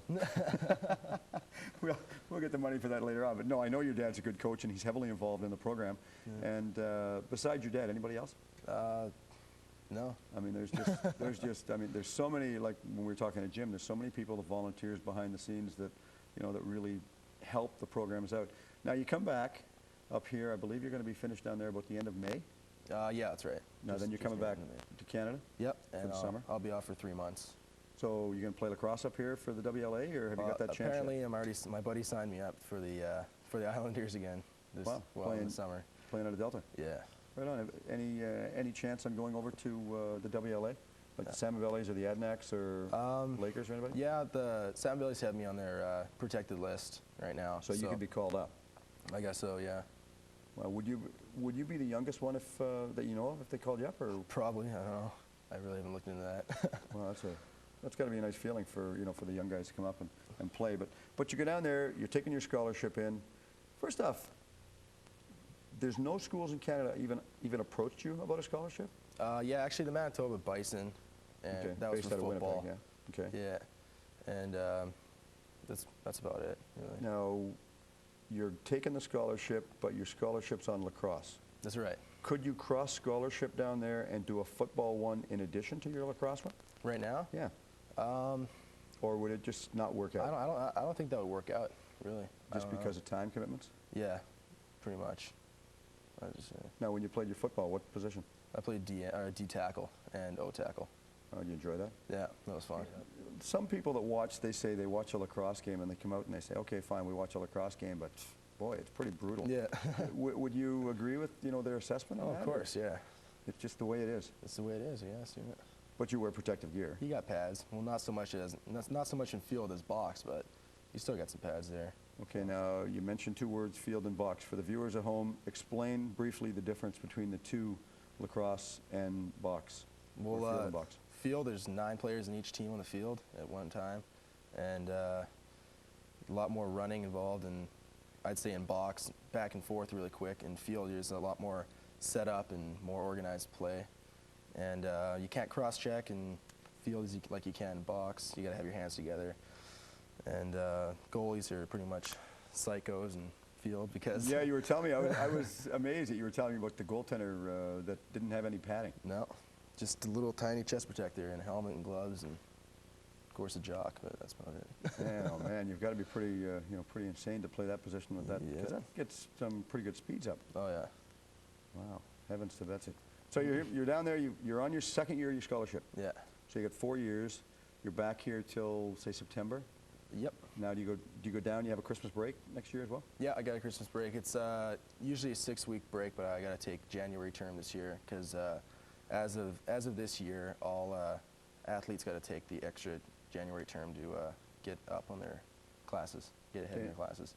Do you have to keep up on your marks? If, in other words, what I'm getting at is, if you don't keep up on your marks, can they cut you off the team, for example? Yeah. If you have 2 Fs or 3 Ds.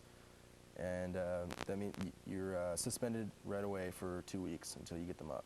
And they obviously help you out because you're on a scholarship, so they must help out with like tutors Yeah, or whatever. they offer all kinds of tutors for you anytime you want them, pretty much.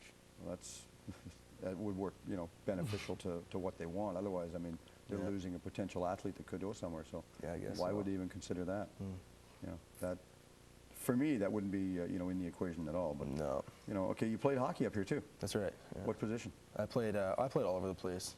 Wherever they had you play. Left wing, center, and D my whole life. You're not playing hockey down there? You go skating at all down there with the guys? No, no. Well, you could. Rollerblading. We were rollerblading sometimes. Wow. Tell us about life in and around Missouri. It's obviously got to be a big change going from Delta down to there. Yeah, it's different. Sports are a lot bigger, except for hockey, of course. They really don't care about hockey. It's not even close to the amount as we care about it up here. But the weather's pretty much the same, actually, Really? except for the humidity and everything. And it's actually colder there right now than it is here right now. Now, I know for all their sporting events down there, they just get they pack the place. They get like thousands and thousands, and we're lucky if we get 1,000. Yeah. So, you know, is it just the marketing of the program that brings it on, or just the love of the sport? I'd say love of the sport, really. They just, they love it. They love football. They love everything, really.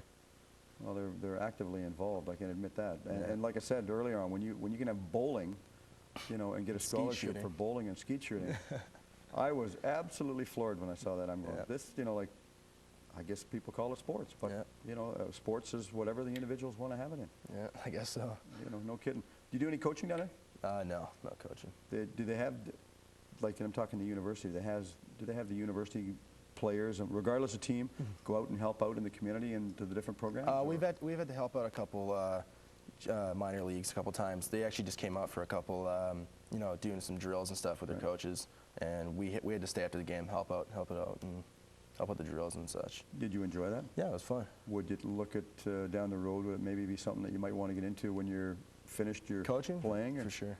Yeah? Yeah. What, you get parents come out, the one thing I've always said is, I mean, I respect the coaches because I listen to what they go through from some of the parents all the time, and I often think, why would you even coach with all this abuse? Yeah. Do you find that it's you know, it's something that people should get involved with, and the parents should basically just be a parent and keep quiet? They should keep quiet, of course, unless it's really, you know, like, has to be brought to their attention that something has to be done or something, you know. But, yeah, they should pretty much keep quiet and let the coach do what he needs to do, because, after all, you know, he's sacrificing his time, right, to help out the kids. Yeah, and they pay the coaches down there, don't they? Yeah. They pay them pretty good money to, you know, be the coaches. And Not bad, yeah. No, it makes a good living at it anyway, so no kidding. So when you finish this whole thing, you take your criminal justice, you're going to have a degree of the whole thing. Yeah. Coming back, would you like to live in the Lower Mainland? Yeah, I would. The Delta area? Yeah, I should, around here, at least in maybe downtown Vancouver, maybe here. I haven't really figured it out yet. One or the other, but you're just taking sort of one day at a time and just enjoying life. That's right. As you should be, as you should be. You're single, you're a young guy right now, you've got lots to look forward to. So parents, you tell the parents what's pro and con as to going and taking a university scholarship, because some kids are totally confused about should I take it and should I not take it. So tell the parents why, you know, what it's got. Okay, well, pros definitely is that you're going to be playing a higher tempo sport, which is good. You're going to have the you're going to have the training, everything you need to actually play the sport to the best of your ability, I'd say. You're going to get the education you need to go somewhere later after your degree, you know, and because it's a lot harder to do something without that degree, I guess. Opens doors and everything. Those are the pros. I have to say another pro would be seeing, you know, experiencing another place in the world other than where you've been growing up your entire life, right? And cons, I'd have to say that you need some money, I'd say, to go there. You're away from home a lot. That's about it, I'd have to say. For the most part, it's really good. Yeah, I have to say, for sure. Right on, good deal. Brad, I want to thank you for coming in the studio tonight because it's been a lot of fun, you know, sitting talking to you over lunch yesterday and today. It's been a great time. I want to give you that stick we talked about yesterday. This is the one that we're advertising on the Sportswave website. Check it out. Let me know what you think because I think it's family affordable and family friendly. Your eye on Delta.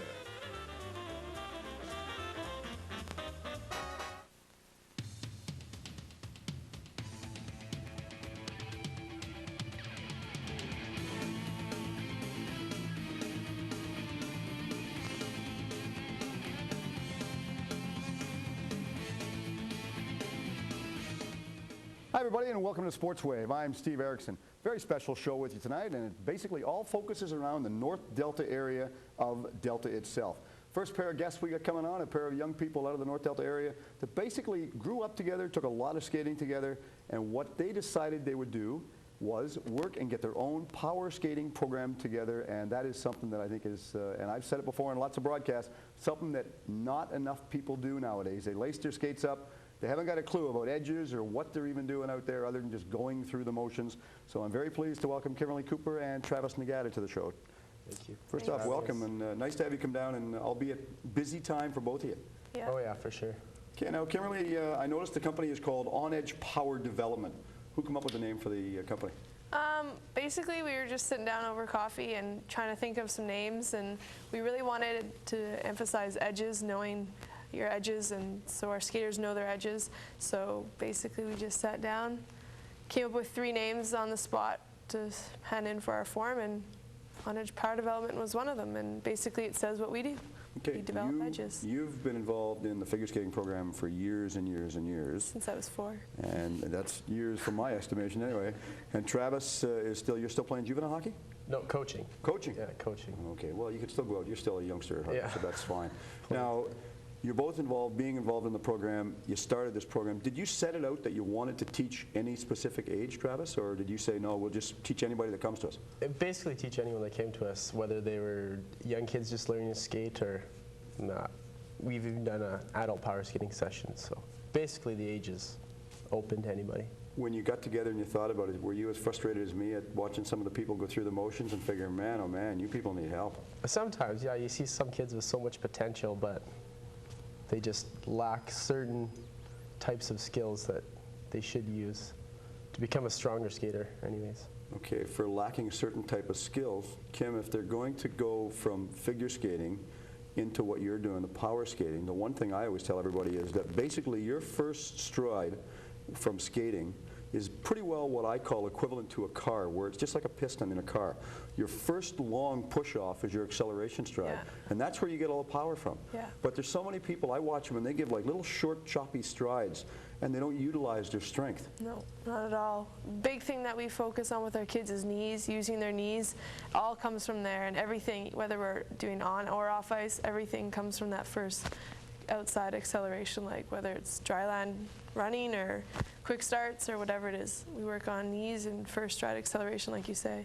How much emphasis, Travis, is put on the type of skates? And I know, you know, skating nowadays is very costly because of the price of the skates that you buy, and different from figure skates to hockey skates. But you watch some people, and I feel sorry for the kids, and primarily I say this towards the kids, I feel sorry for the kids when their parents say, well, let's go out and I'm going to buy you a pair of skates that you're going to grow into in 4 years.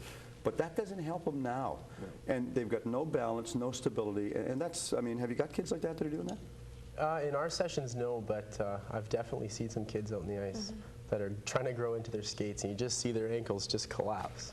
And a lot of people think they have this misconception that if your skates are too big, but if you tie your laces around your ankles, you can get more stability in your ankles. No, that's something we try to stray away from. It just really doesn't help with ankle support. If anything, it kind of ruins the ankle support in the skates. Now, Kim, with you doing the power skating, because you're involved in figure skating, do you use your figure skates? No. You use hockey skates? Yep. Big adaptation for you to go from figure skates to power skating? The first time I was kind of like iffy about like my stride, but other than forgetting to take my guards off, that's pretty easy. I think at one point in time everyone has forgotten to take their guards off because they're so motivated and they step on the ice and all of a sudden plastic and ice don't get along and you're just down and you're not going anywhere else. I actually prefer my hockey skates over my figure skates now. They're like a second shoe. They're way better, yeah. Well, just getting used to the whole things. Okay, price-wise, pretty cost affordable, Travis, to get into? Pretty much. I mean, basically what we have been doing this season is just charging $5 per kid or minimum $100 per team. So. That's obviously just to break even for ice? Basically, yeah, ice costs are quite expensive. Ice costs, I hear they're going up, which doesn't really impress me, but they do go up? Yeah, they have gone up actually quite a bit, so which kind of affects the price range now. So we'll see for next season. And if it affects it too much, you might, or you could conceivably, let's face it, you could conceivably look at changing location someplace. Oh, definitely. definitely. I mean, yeah. because you're not in it to spend money. I mean, I don't care, despite the NHL players, that they're in it to, the owners are in it to give money away. I mean, I don't know who else wants to do that type of stuff for a business. But I like the name, I like the company, I like the idea, because I've said it before, power skating is something that's needed. Now, you've talked about the young kids, Kim, that you've put through. One thing or another that really stands out from what the young kids do wrong to what you would like to see them do when they first start out? Big thing, the easiest thing is like body motion. They tend to skate sideways, and Travis and I like to keep them to skate forward. It's more aerodynamic, and in the end it does make it better. Sticks on the ice, because it's a bad habit to break out of if you skate with your stick in the air. I don't know how 5-year-olds and 6-year-olds are going to get a pass in the air. And usage of knees is huge that we like to focus on with the kids. What about the oldest ones you've taught, Travis? I think the oldest ones that I've taught, I think it was a bantam team, and still, they work hard. They're smart kids, but they still lack some of those special skills. But again, I think our biggest thing, you can ask Kim, ask even some of the kids out there, our biggest thing is we like to see the kids skate low. If they don't skate low, we make them squat. And you ask most of those kids out there and they hate it. Just stand in a squat for about 20 seconds, and then we make them skate. Well, I watch people, and I tell referees when I'm talking to them, I watch them and they skate like stupid robots on the ice. Yeah. I mean, like they skate like an Arnold should be, the next Terminator movie, and there's no body movement, and I'm thinking, like, use your arms to get there, because you're not utilizing what you've been given. Yeah. But what about, like, okay, now, do you teach older people, like adults? Yeah, we've done an adult power skating. Or how is that received from them to you? Because, I mean, it's got to be difficult for some adults to say, hey, wait a minute, like, look at these young people trying to teach me how to skate, and I've skated for a long time. How receptive are they? Well, you get most of the guys that generally haven't taken power skating, haven't skated or been on the ice ever, or in 20 years, say, for example. They're pretty open to anything. They're willing to learn, they're willing to work hard, as long as you give them a water break every 5 minutes.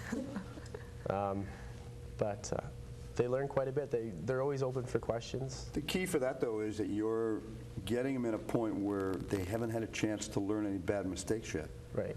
And so you can correct the mistake before it's actually made. Saving the parents money in the long run. In the long run, yeah. That's the key right there. Now, you teach in Delta, you teach at North Delta, you teach at Sun God, and you also teach at the Great Pacific Forum? Yes. Other locations, Kim?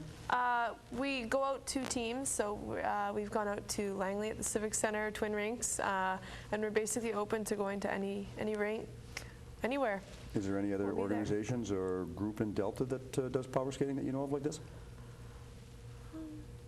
There's a few that are coming out now, not any ones that I really know. Like there's like nonprofit organizations, but we run a total different program. So as far as like what we teach and how we run our stuff, I think we're way up above. Yeah, but you, and I don't say this disrespectfully, you two have been taught, and the changes over time. Skating has naturally evolved to a real fine art nowadays. You talk about the inside edge, the outside edge, how to stop, how to start when you're skating, how to use your picks, and how to do the jumps and the pirouettes and all that stuff. But years back, all the coaches said was, put your stuff on and go play hockey or go figure skating, and they didn't get into, as you alluded to earlier on, all the stuff about aerodynamics of skating. And that's what we need more of nowadays. We need the people to teach them that. But what about teaching junior hockey players? Any luck on that, or have you talked to anybody? So far, what we've just basically started on this year was like your tyke, your novice, your Adam. We touched a bit of Pee-wee kids, but hopefully in the next hockey season, we're talking with a few minor hockey associations, and hopefully we'll get in through all of the levels. So now, with your contacts, I would assume anyway, with your contacts that both of you have, Travis, you can maybe answer this one. Would the North Delta Minor Hockey not want to bring you guys on board? I mean, you're both Delta people. Why would they want to bring somebody, with, not sounding mean toward somebody in Surrey or Langley, but why would they not want to bring somebody from Delta on to help the program? I think so far this season they've been quite helpful for us. They've brought us out for some of their development programs, and most of the Delta teams, we've come out to their practices and just gave them a good power skating session. So far they've done quite well for us. Been really supportive for us. Yeah. Any 1 or 2 teams in Delta for the minor hockey that you've worked on more than another one? The Sharks. The Sharks, yeah. We went out with them for 4 weeks for 3 hours every Saturday. Yep. And we worked with 6 Adam teams. Yep. And that was great. Did you It was really find good. a lot of difference from start to finish with what you did? Yeah, you always do. Just little habits that they have that they can easily break within, I'd say, one session. Oh, yeah. You ever get parents come up separate and say, hey, we like what you do, maybe you can come out and, you know, do a one-on-one, you know, Oh, yeah. like just like skating? Yeah. That's great to hear. That's really good. We feel kind of like celebrities with the little kids. You'll be out and, Mom, Dad, it's Travis, or Mom, it's Kim, and you just see, like, you just light up the kids' faces, so that's kind of cool to see too. Well, last show we had Jim Sesford on, and the Chief of Police, and Jim was telling us about the involvement the police do in the community, and it's nice to see people in Delta put time back into Delta to teach them and you know, pass on what they've learned over the course of time. Because obviously, I mean, both of you growing up, Kim, who taught you how to do figure skating when you were growing up? My coach, Mrs. Grant, basically Norma? the whole way. Yeah, Norma. And she was good too. Oh yeah, and she coaches my cousins now, so. What about you, Travis? Probably the two biggest would be my father and a coach, Ken Waterman. He coaches for Delta still. Yeah, just that's right. great coaches. All right, well, I know both of you have got a great career ahead of you, and I think it's just awesome. So I'm sitting at home right now. Travis, you can go first. Tell me why I should get involved and sign my son or daughter up to take your power skating. Basically, like we've touched on before, is just try to get them before they start making the mistakes. Try to perfect their stride at a younger age, or just correct the mistakes that they have now. Okay.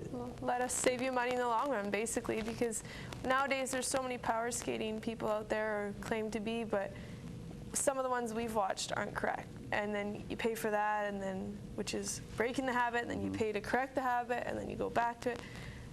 Basically, it's something you got to research on too, I think. But Yeah, don't just take the first one that comes to mind. No. Talk around and word of mouth, and if it's meant to be, though, someone will pass you a good name. All right. So. Well, I wish both of you all the luck in the world with this, because I think it's something that's really needed, and nice to have Delta people putting back time into the Delta area with some power skating. So thanks very much for coming in, and we're going to tag up with you and get more involved later on. So Awesome. hope everything goes well. Thank you. Okay, thank you. Thanks, guys. About a week and a half ago, we had a chance to go out to the Brandreth Park in Tsawwassen and cover the Tsawwassen soccer event that the Vancouver Whitecaps were putting on. And it was an exhibition game against the Vancouver Metro Soccer League. And don't forget, the Vancouver Whitecaps home opener is April the 24th against the Toronto Lynx. You can catch that at Swangard Stadium, and of course, also with the Vancouver Whitecaps, there's a men's team and the women's team. Lots of good soccer around. We had a chance to tag up with Bobby Lenarduzzi and all. So let's see what the Whitecaps had to do in Brandreth Park.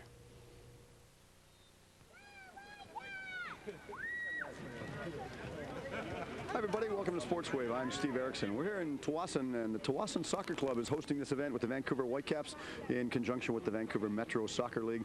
And it's a pretty packed evening. A lot of people out here, despite the fact that King Saul didn't accommodate us tonight. It's quite the night out for soccer in Tsawwassen, and at Brandreth Park, it's an exceptional crowd. The soccer, very entertaining. Of course, good words from Bobby Lenarduzzi. Head coach is preoccupied on the far side, naturally, but good words. And if you want to learn more about the soccer club, stay tuned and listen to the show, because we're going to tell you how to get in touch with playing soccer in and around the area in Delta. Does the Tsawwassen Club work close with the Vancouver Whitecaps? We do. We've really tried to strengthen that bond there, because we believe in the whole process and having another area for the kids to migrate to. And although it's not going to be the Whitecaps for the majority of the players, we believe in having a good, strong relationship with some upper-class teams that can really shed some good role model images for some of the kids here. Bobby, welcome to Tsawwassen, despite the fact that King Saul didn't come out and accommodate us tonight. Well, thank you very much. And I guess what I've been hearing all these years is that it never rains in Tsawwassen is not the case. It's a myth. It's a myth. It's a myth, yeah. Big changes in the off-season for the Whitecaps. You've made some changes. You've got new coaching staff on board. Maybe allude to that. Yeah, we brought in Bob Lilly. We were happy that we could split the job that Tony was doing two jobs. Tony Fonseca was doing the first team coaching, and he was also running the player development side, and the player development side has just grown over the last year. So I really needed someone to tend just to that. So Tony's taken over youth development, and Bob's come in and taken over our first team squad. Bob has a history of success. He got the best out of the team in Montreal, and prior to that in Hershey. I recall Bob from a game that we played against them in the semifinals a couple of years back at Swangard, and they hammered us 4-0, and I was very impressed with the way that his team performed. So we're happy to have him in Vancouver, and he's made some personnel changes. We brought Mark Watson back from Charleston, and Mark has just retired from our national team. Steve Klein, also from Charleston. Both Mark and Steve were in the team at Charleston and won a championship 2 years ago. Saeed Ali has come in from the division beneath us, and he was a leading scorer in that league last year and the Rookie of the Year.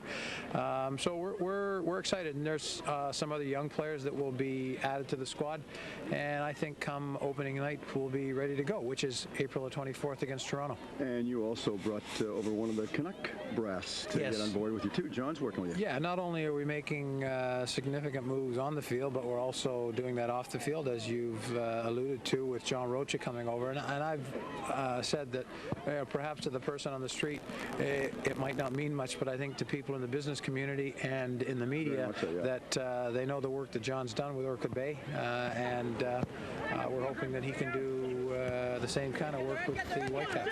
Now, the growth of soccer in the Lower Mainland has grown basically due to the success for the Vancouver Whitecaps over the number of years. It sort of hit a little bit of a lull a while back, and now it's on the upswing. What do you allude to the success for that?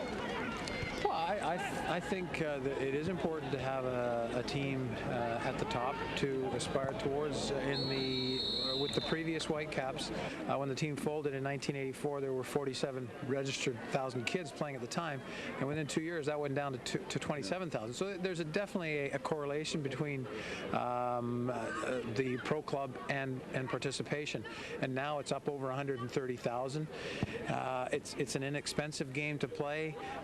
Soccer internationally has more of a profile here in British Columbia. Every day there's reports on games from all around the world. So, and I think the game is going to continue to grow and grow. And with the ownership of Greg Kerfoot, I think the Whitecaps will be, over the next 5 to 10 years, will become as popular as the Whitecaps were in the late 70s, early 80s. Steve, it's been a seasoned vet with the team now. Tell us, you're playing defender and midfielder? Yeah, we have a lot of guys on our team that are sort of versatile kind of players, so I guess I kind of fit in that category, and I think it's, when a team has, at least half the squad, the players that can move around in different positions, it's easier for the coach, because there's always injuries, there's suspensions, stuff like that coming into play, and it's easy if you have players that you can just adjust rather easily. Changes in the off season, do you think they're pretty beneficial to the team? I mean, you've got the hiring of a new coach as well. Yeah, I think most of all the changes have been very positive. Most of the guys that have come in new are established veterans from the A-League, so they've proven themselves. And then we've got some really, fresh blood and some young guys that are pretty quick. And last year we had a bit of an older squad. We had one or two really young guys, and now there's 4 or 5 around. So we've got a more balanced squad in terms of age, with young guys from middle-aged and right into the vets. But to see the number of people that are here tonight, I think is a testament to what's going on in Tsawwassen and the health of our sport. Okay, now for the youngsters that are watching this at home, they want to get involved in soccer. What would you tell them? Why should they get involved in the sport? Well, it's a great sport. I mean, you establish a lot of friendships, and at the same time, it's great from a health perspective. And if you play, there's all sorts of opportunities, not just professional ones, but scholarship opportunities as well. Hi, everybody, and welcome back to Sportswave. I'm Steve Erickson. Well, good words from the Vancouver Whitecaps as well as everyone connected with the Tsawwassen Soccer Club. I want to thank them because, boy, were they ever hospitable people down there, despite the fact that King Saul didn't come out and accommodate us on that night. But good turnout. Overall, I was really, really impressed. So to the Tsawwassen Soccer Club, thumbs up. Good work, and keep up the good work. Hope to see you down in the field in the next little while. Well, second half of the show, I promised you another North Delta involvement. This time we have Lisa Vandrasko-Air. Did I get that right? Close enough? Okay, close. Anyway, Lisa's involved with the West Coast Minor Ball Hockey as the president, and for the Delta Minor Ball Hockey as second vice. And boy, have you ever got a big pair of shoes to fill. Considering in the past at Delta Cable and Sportswave, we have always dealt with Mr. Jerry Tambolin, and Jerry has stepped aside due to personal reasons and business reasons, et cetera, et cetera. And moved on. He did, and change is great. I really think, I always tell everybody change is inevitable, but first off, with your title, what does that encompass that you are supposed to be doing now? Well, as second vice president, I think that I just make sure that that everything runs the way it's supposed to, that we get the kids going. This would be the second year we have not advertised, but yet our numbers are growing. So I think for next year, we really have to look at advertising, but it's floor time. So it's just putting the do's and don'ts in, and then now as president of West Coast, it's a whole different ball game. Correct me if I'm wrong, but is the minor ball hockey and program in North Delta, has that not surpassed the minor hockey rate and the lacrosse rate for numbers? As last year, I knew for sure, yes. This year, I'm not for sure, but we are 2 kids over our last year, so we have over 620 kids registered. And we have over 100 inquiries in just the last week because we've been having our evaluations over at Sun God, and kids were either swimming or passing by, working out. Oh, I've never heard of ball hockey. But ball hockey for us is minor sports, so it's from ages 3 to 19. And the 19 is the junior division? Is the junior division, and what's correct. the younger division? It is the peanut division. I believe it's from 5 to 7, or it could be 5 to 8. Okay, now the program in North Delta primarily was started years and years back, and I think it's about 16 years ago it started. I know Tom Brewer, Big Tom, was involved. One of them, Lance Parker, was involved, and who was the other one? I thought it was Jerry. Oh, yes, Jerry, yes. Let's not forget Sorry, you can't forget Jerry, although he's gone, but we don't want to forget him too much. But no. yeah, those 3 individuals got together, they started it, and at that time, they went through their trials and tribulations. They had a lot of problems. Honestly, they had a lot of problems dealing with the corporation, trying to get floor time and secure floor time, because the problem was the corporation did not want to take out any of the ice.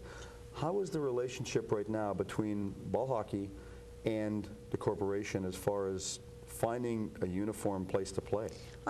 Even though it's been around for 16 years, I still think the sport is fairly new in aspects to ice hockey being, you know, the sport of Canada. But I think because it's a lesser costly sport, that I think the corporation's understanding that more kids are coming our way because of our numbers. But we've talked with them, they're listening, they're helping us out. Pat at Sun God has been awesome, yeah. And then Judy, and then we used to have Carrie last year. But I think, yes, 2 right now that I work with is Pat mostly, so, and I think he's done a great job.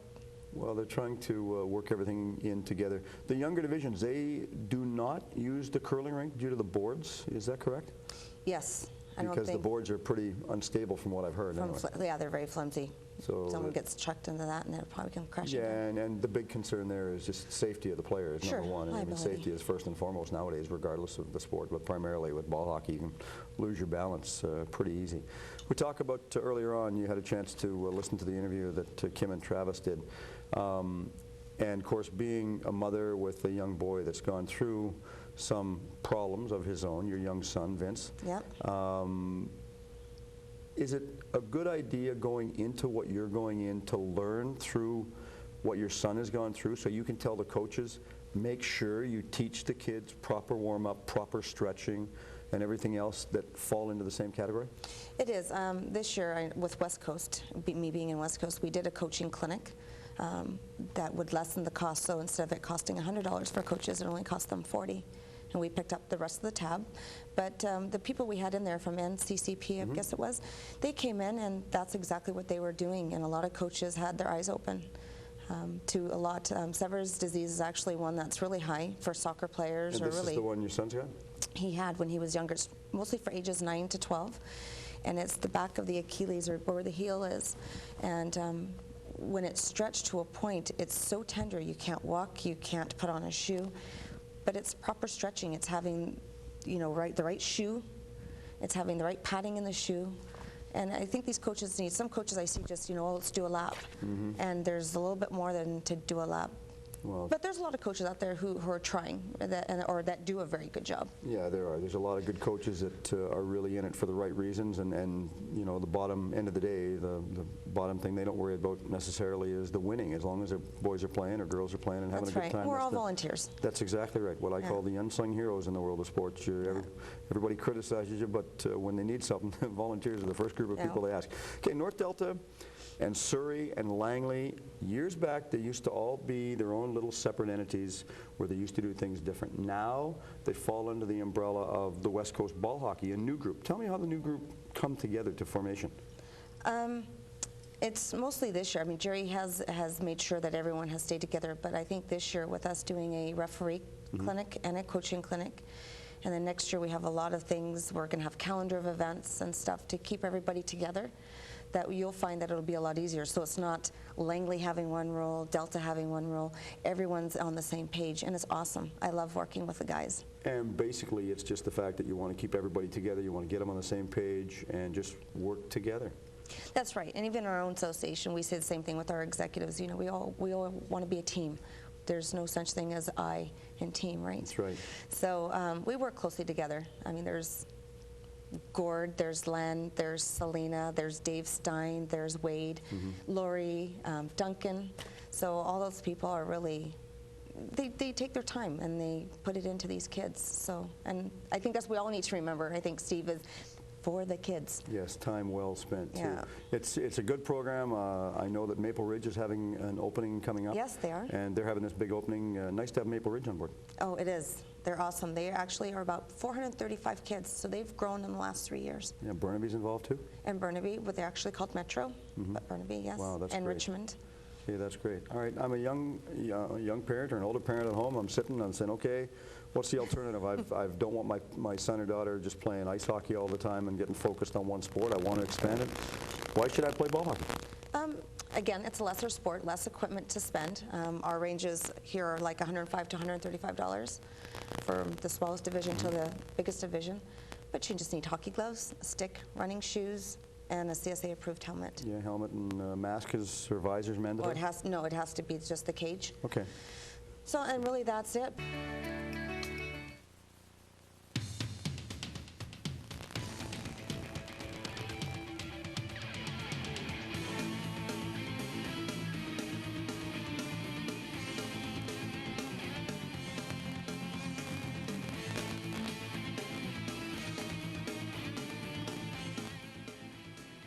Hi everybody and welcome to Sportswave. I'm Steve Erickson. A couple of special guests in studio this evening. We're very pleased to have them because of their busy time restraint, and as always, greatly appreciated so you, the viewing public in Delta, can be more converse with the sports in and around the entire Delta area.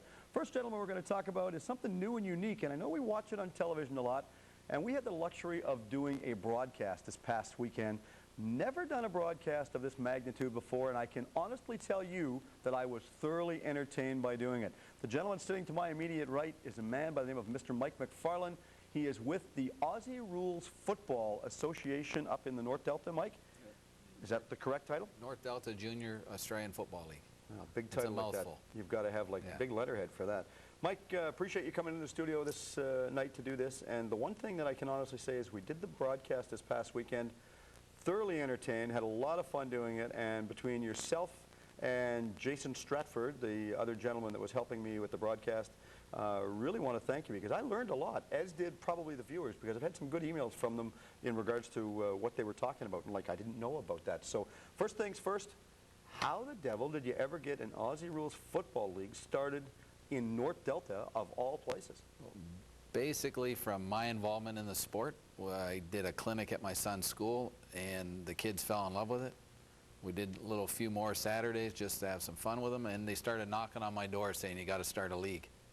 Wow. And I said, I don't know how to do that. And they said, well, you don't have a choice. You better figure it out. So I had 30 kids at my door, so I figured, well, okay, so we gave it a shot, and it's gone from 28 kids our first year. Now we're 80 kids. Okay, a little bit of a background on yourself. Did you play before coming here? Because I think for one little bit of time you were down in Australia. Yeah, I was traveling through Australia in the early 80s and had some friends say, come and try this sport. Love to watch it. So I said, oh yeah, sure, I'll give it a shot. And played it for 3 years while I was living down there and just fell in love with it. Is that like a national sport in Australia? Because I know they get great attendance at the different games. Oh yeah, in Melbourne it's a religion. And it's big in certain areas of Australia. It's a regional thing, but I would say it's probably the most played sport in Australia. One would assume that when you came to the Delta area, one of the things that you had to sort of fight to get control over would be a field to play, because field time is pretty well like floor time or ice time. It's pretty hard to get. Yeah, I had to search down and find a field that no one wanted to use during our season, and got lucky. It's a great field for us. It's wide enough that we can give the kids a little bit more room, and long enough that they're challenged. Now you play out of Burnsview, which is just off 112th in North Delta? Yeah, that's right. And the field is not, as we witnessed this past weekend during the broadcast, the field is not a long field like a football field. It's an oval field, correct? Yeah, it's an oval shape. In the professional leagues, it's about 140 meters long by 100 to 110 meters wide. And that's hard to find a piece of turf like that in Canada. So we've created a 9-a-side where they can play on a football-sized field, and we just lengthen the width. Okay, you've got right now 8 teams playing in the league? Yeah, 8 teams, 2 age groups, ages from 9 up until 15. Both boys and girls? Boys and girls play together, yeah. Now, the one thing I noticed last weekend was I was actually very impressed. The young ladies that were playing really sort of held their own against the guys. The young ladies shock people when they see them play. They always have this idea that this is not a sport for girls. And I try to explain to people, you've got to come see my girls play. They're some of our top players in our league. After you pick themselves up off the ground and they're saying, your girls play, because I've told people about this, and they said, girls play Aussie rules football? I said, yeah. I said, it was really neat to watch. Yeah. And they did. They had a lot of fun. Yeah, and the girls playing, it's usually the boys picking themselves up off the ground. So, wow. Yeah, it's a little role reversal. Just a little bit. Rules, different rules. What do you do when people, first off, they say, okay, how does soccer and Aussie rules football, how do they compare? Or is there any comparison? The kicking skills. Yeah. That you have to kick with both feet, but it's a different style of kicking. It's controlled. You're using your hands to guide the football onto your foot. We discourage them kicking it off the ground as much as possible. They're still allowed to do it. And the movement, because in Australian football you can go backwards, forwards, sideways anyway, no offsides, unlike soccer where you always got to be aware of being onside. So more free form for the kids. Well, the one thing I would say after watching this is the kids are in good shape because they don't go off. They get injured, they more or less just pick themselves up and go back at it. Yeah, we don't have any timeouts. There's no scrimmages, no huddles, nothing along that lines. The kids play the entire game. We don't have enough players and we don't really want substitutes. We just want them to get out there and enjoy it and play the whole game. Explain what a handball is, because I watched how they were passing the ball. It wasn't a normal throw or a lateral. No, it's not a football throw or a rugby throw. It's the closest thing is a volleyball serve. You do it with a punched fist. You hit it on just off your first knuckle and hit it end over end from one person to the other. That's the only way you can move it by hand, other than tapping it on. How do they get goals? By and kicking how are it goals through. Scored? Kicking it? Yeah, we have 4 goalposts, 2 large ones, 2 small ones. They have to kick it through the large goalpost for 6 points. It can roll through, it can be in the air. Smaller posts on the outside? Yeah, smaller posts on the outside, bigger posts on the inside. Can they run through those? Yes, they can, but they only get 1 point no matter what. And I was quite impressed with how the scoreboard stood out, because it said goals, what did it say, goals? Goals, behinds. Yeah. Yeah, and total. And total. Yeah. And if you watch it, there's 3 different numbers. Explain to the people at home, explain how the numbers fit in on that, because you could have 1 goal and 1 behind and then your total points. So how would all that work? What it is when you kick a goal, they don't put your full 6 points up. They'll just put 1 goal up. And then a behind, of course, is 1 point, so they'll put 1 behind up. So that's obviously 7 points. Okay. And what it'll come across as, if you kick 8 goals, it'll show 8 goals, 5 behinds. So it's a good thing for the kids. They learn a little math too, because if you ask those kids at 8 goals and 3 behinds, they can tell you right off the bat. Yeah, right off the bat. And the other thing is we had a young lady that was doing the scorekeeping last week, and she had that right on the money. Every time they score, she knew exactly what she was doing. Yeah, we encourage, even if it's a brother or sister that doesn't play, we encourage them to help scoreboard. We put parents as the goal umpires. Because there's no timeouts, we run water out to the kids on the field. They help during the game, I should say. During the game, yeah. Because there's no break.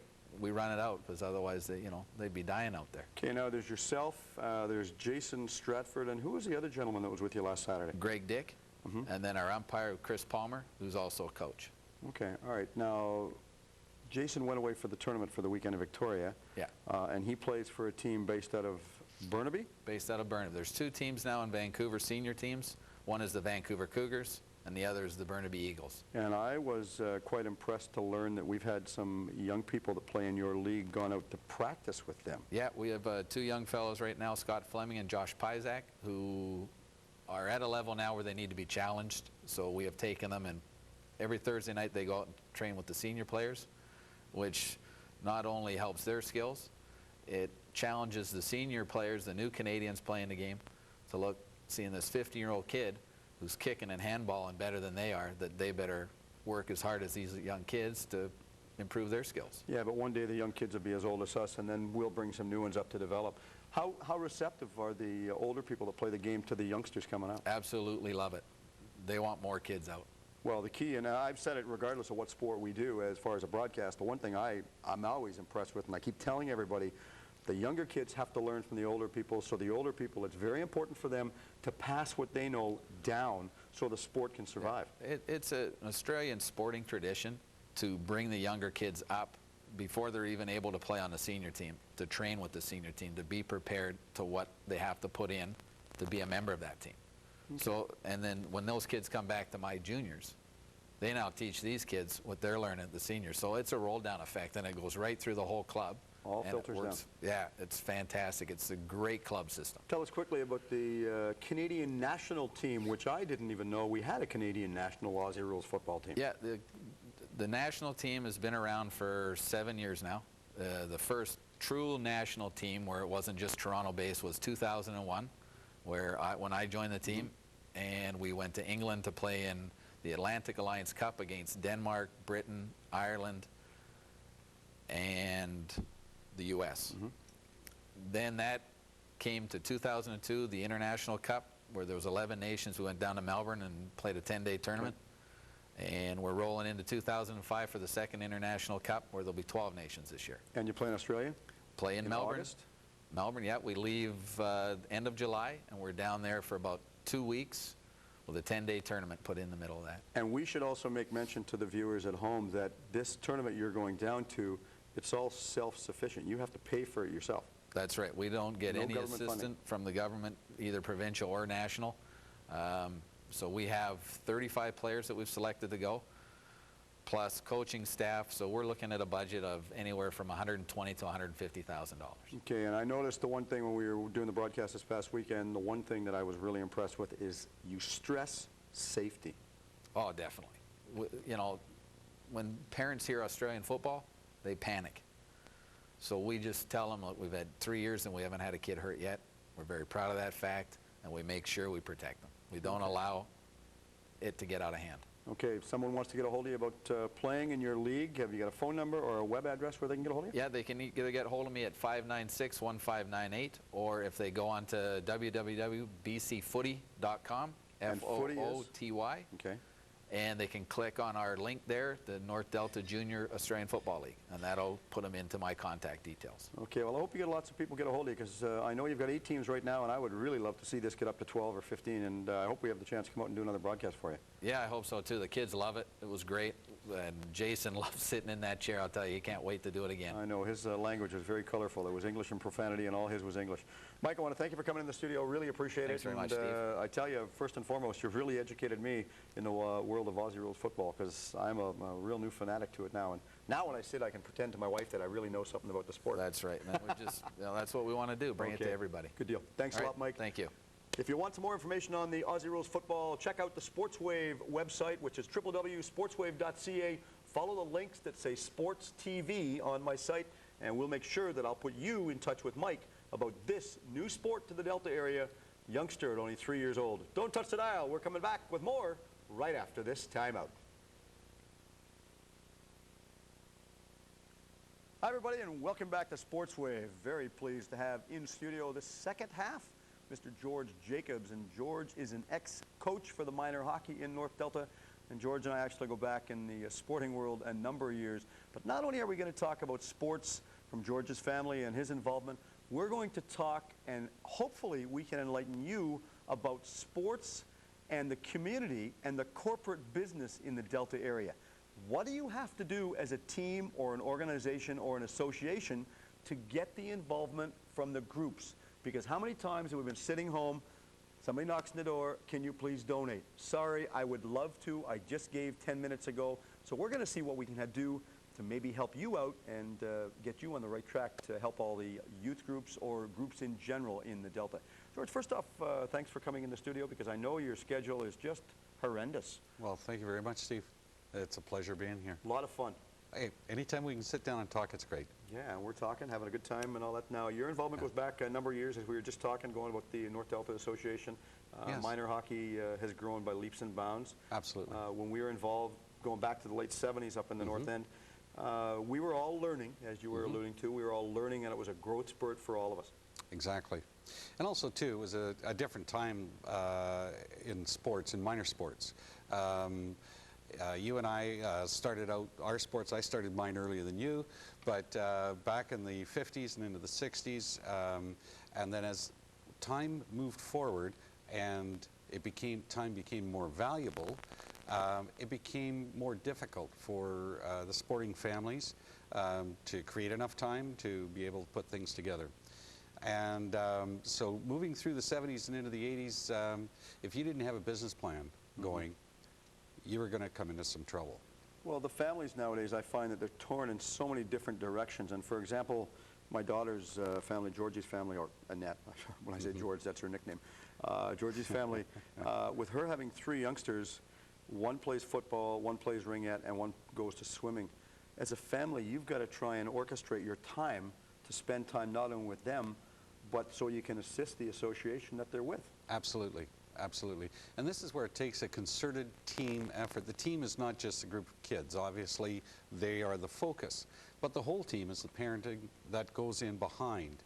And that's where it comes into planning correctly, creating goals that are achievable, and then making sure that everybody is on side, that the parents understand that what you're doing is trying to put a situation together that the kids are going to have some fun, they're going to enjoy themselves, and hopefully they're going to learn a little bit more along the way other than just the mechanics of the sport. Very much so. I like the terminology, considering you're talking to a hockey referee and you happen to say onside. That was good, George. I like that. That was a very good move. When we look, your son played minor hockey, your daughter was involved in soccer as well as fast pitch? Fast pitch, synchronized swimming, and then she went on to coach in girls fast pitch.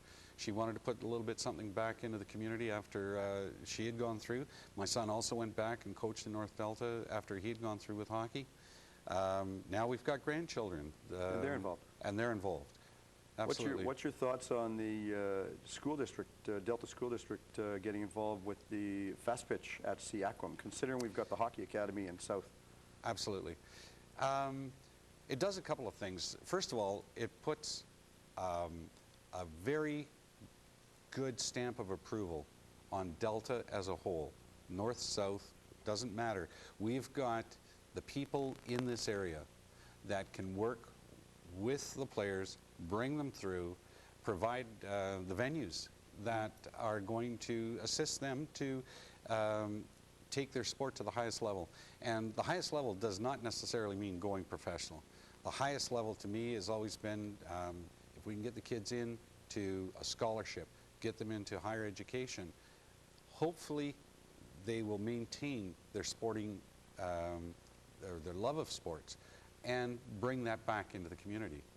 That, to me, is the key. Scholarships are one of my pet peeves, and I've said it before when I had Brad Hobson on the program. One of my frustrations is that Canada, we give our athletes away to the States without being mean to the Americans, because they educate them and they pay them and they pay them extremely well, and they educate them. And I don't begrudge the young people, but I just wish we could do this at home. Well, we are seeing more of it. But not enough. No, absolutely not. A number of years ago, for a young player coming out of North Delta, really their next level was to be approached by somebody like the old New Westminster Bruins and be pulled into the junior program. Now, that meant that they were going to be on a bus and they were going to be breaking their books over their knees. That's not the most ideal way. There was a lot of good players that came through it, and a lot of them did well. But to be able to get the scholarship to back it up with the education, back then, and again I'm talking in the 70s and early 80s, we got a hold of Central Scouting, brought in some people that could start educating our players as to the requirements for their grade score averages, and how the schools in the States looked at the sportsmen up here. And what they look for.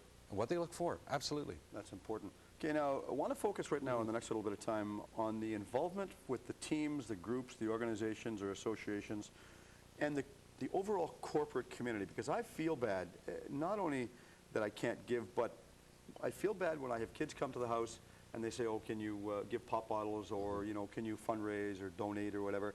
And I say, sorry, I'd love to, but I've already done it. What do we do to get the kids on the right track, or the teams on the right track, to help them along this same line? Right. This is becoming more and more a bone of contention. Teams perhaps have, their expectations are very high, and the parents' expectations are high. So one of the first things is to be able to, as I mentioned earlier, is to get the business plan together. And what that is to create a dollar figure, take it out and say, we can do these many tournaments, we can go here, we can do that. Bring all the parents on side and get them involved with it. Now, once you've identified the dollars required, where are you going to go to get them? Now, it could well be that you're going to have to go out and door knock, as most teams do. That's right. But that is probably one of the least effective ways. You're more, you'd be further ahead to approach people and identify people in the community who perhaps have an interest in the sport, or also are community minded. And those are the people that you can go to and spend some time, and you've got to go in with your business plan and show them, this is what we would like to do, this is how we plan to do it, we do need assistance to be able to go forward. It's important for teams or individuals to have some type of identification when they go there, so that they know, the stores and the companies know they're not going to get ripped off. Absolutely, and the best way to do it, and it's just like any other business, if you were to go to a bank and ask for a loan, you wouldn't just walk in off the street and not have any identification with you, and not have a good solid reason as to why you're there and for the amount of money that you're asking for. So you want to have this together, and that's what I call the business plan. Do different, like whether it's organizations or companies, but in particular companies, and I don't care whether it's Safeway or Save-On or Boston Pizza, do they have one or two outlets that they say, well, no, I'm going to give to baseball and hockey and no other ones? Or what do the corporate stores do? Well, what happens, and it's just like real life, this is one of the things, okay, we're dealing with people. If you've got a manager or an owner of a Boston Pizza or M&M Meats or wherever it is, and if they've got a penchant for baseball or for hockey, or it could be for field lacrosse, that's usually where they're going to go with their corporate dollar. So it's important for the individuals when they go, they have to do their homework and find out Absolutely. a little bit about the company. That's right. That's right. And the best way to do it is just to talk to the community. Every time you go out shopping, you are looking to acquire the product, but you should also be looking at the individual who's behind the counter to see, perhaps they may be interested in coming along and helping us. But it's also important for the teams or associations to display like some type of crest or whatever, because I watch companies, they will donate, and you'll get, for example, hockey teams, just using hockey as an example, they'll have a banner on the bottom of their sweater. Yes. Then the kids tuck their sweaters in. So if I'm an owner of a store, I'm going to say, wait a minute, why are you doing this to me? And that's not right. No, no. And that's a tough one. But today, actually, what more of the sponsors are looking for, it's quite difficult, because when you've got a sweater bar, as you say, it can be tucked in, it can be if it's in football, things can, it will get covered in mud, all the rest of it. The sponsors, the number one thing that they're looking for is appreciation for their effort for the team. So it's extremely important that people on the team stay in communication with their sponsor, let them know how they're performing, let them know what they've been able to accomplish, and to show up every once in a while with a framed picture, just saying, thank you card. Thank you goes with everything, absolutely. And it would also be important if the parents go, and we'll say, for example, it might be Boston Pizza, just for argument's sake. Would it not be advisable for the parents to go when they go to visit Boston Pizza, for example, to say, look, we're here because your company sponsors my son's baseball or lacrosse or whatever it is team? Absolutely, absolutely. Let them know that you're communicating with them, and they'll come back and look for you next year. They'll come back and ask even during the year if there's anything else that they can do for you. And don't forget, and I don't care what level of sport this is, make sure that you include your sponsor in all the team events. Like when you're talking involvement, good communication on a regular basis. Absolutely. If you have a tournament, if you've got a spring tournament or a Christmas tournament, invite the sponsor. Let them know where you're playing. Let them know that you're carrying their banner out into further areas. Things like if it's baseball, have them throw a ceremonial first pitch. Absolutely. Just to keep them involved. Absolutely. And don't forget, at the end of the season, most teams have a wind-up party. Invite the sponsor. Oh yeah, that goes a long way. Absolutely. To you and I, this seems like common sense. But to people that are out there, I find that some people say, well, okay, I'm involved in my team and I can do it all, rather than ask for help. Yeah. You've got people with the team, use them. Steve, we've made a lot of mistakes over the years, and there's some years where I had some really great, I thought, ideas and expectations of what I could do and where we could take these kids and have a great time, but on occasion they fell short. And it was through those mistakes that I started to be able to put it together as to how to be able to continue on. So today I'm involved in major sports as a volunteer. Everything I do is volunteer, and I will only volunteer for charity events. I do not volunteer for anything other than. Well, it's funny you talk about that. I mean, I say every broadcast, the volunteers are what I call the unsung heroes in the world of sport, because they always get criticized, but when you need somebody, they're there. And I had the chance to referee the game between Team Notice and Team Burke at the Coliseum a while back, and I did it for free because it was charity, and I'm the same as you. I have no problem giving time to charity. And I don't know how many people I had come up and say, you refereed that game for free? You didn't get paid? And I said, no. Well, it cost your money for gas. So what? I don't care. I'm giving back to the community because it's just a love of the sports. Absolutely. I gave a month and a half for the first Sea to Sky Hockey Challenge, the first year that it was presented. And it was just a great time. Yeah. And you do this because you enjoy, and you know that the proceeds are going to go and help another athlete or help another child or put something in a better I know time situation. is running short, but let's talk real quick because you've been involved with the ACC Golf Championship where volunteers actually paid. Some people said, I'm volunteering, but I got to pay. Right. We've discussed this before, and it's got pro and con both ways, but a great time. Right. Absolutely. Yeah, I was chair of hospitality, vice chair of operations, and we just had our third annual ACC Volunteer Reunion Tournament, and again with sponsorship. We've got people that are approaching us now that I think you're going to be seeing more and more about this particular tournament, and I'll just leave a name on the table, and it's Mike Weir, and he's approached us. Well, that's big and that's important because Mike Weir is a young man that's from just outside of Sarnia in Ontario, and of course that Sarnia is right by the Blue Water Bridge. It's Sarnia, you cross over in the States, you're on Port Huron. So for any of you map buffs, you'll know where I'm talking about. But it's nice to have a Canadian fanatic doing so well in the sporting world of golf. And we've got some good golfers here too. Absolutely. We're in contact with a lot of these people, and they give a lot back into the sport, into the junior programs. Okay, George, I wish we could do this forever because you and I always sit and we have a great time talking about this all the time. And of course, we're both so involved in the sporting world. I want to thank you for coming in. If a company or a team got a hold of you real quick and said, would you come in and help us with, you know, what we should focus on, would you go help them? Yes, I would. Time permitting, naturally. Time permitting, yes. The biggest thing is, remember, have your association know what you're doing. So all your business plan, your budgets, you should also have all of your year's goals put down. Okay, George, I want to thank you because time flies when you're having fun, and between yourself and Mike McFarland for the first part of the program, thoroughly enjoyed it. Time flies and it really goes fast. Again, good luck with everything you do, and we'll sit down and we'll do this again later on. Thanks, Steve. Thanks, George. For you, the viewers at home, follow what George says, and also for the first part of the program with Mike McFarland, if you want to get a hold of the footy, as he calls it, check out the website.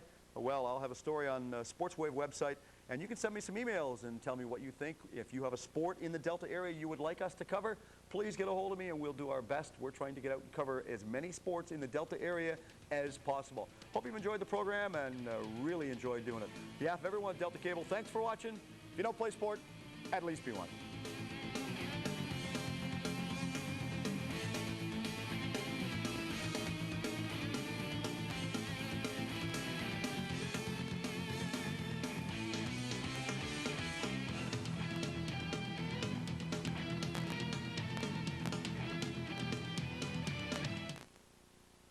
Whenever the need is there, so are we. And now, facing a new day, one thing remains the same. The caring faces of St. John Ambulance. Thanks to your support, we'll face whatever the future holds. Be one of the many faces of St. John Ambulance.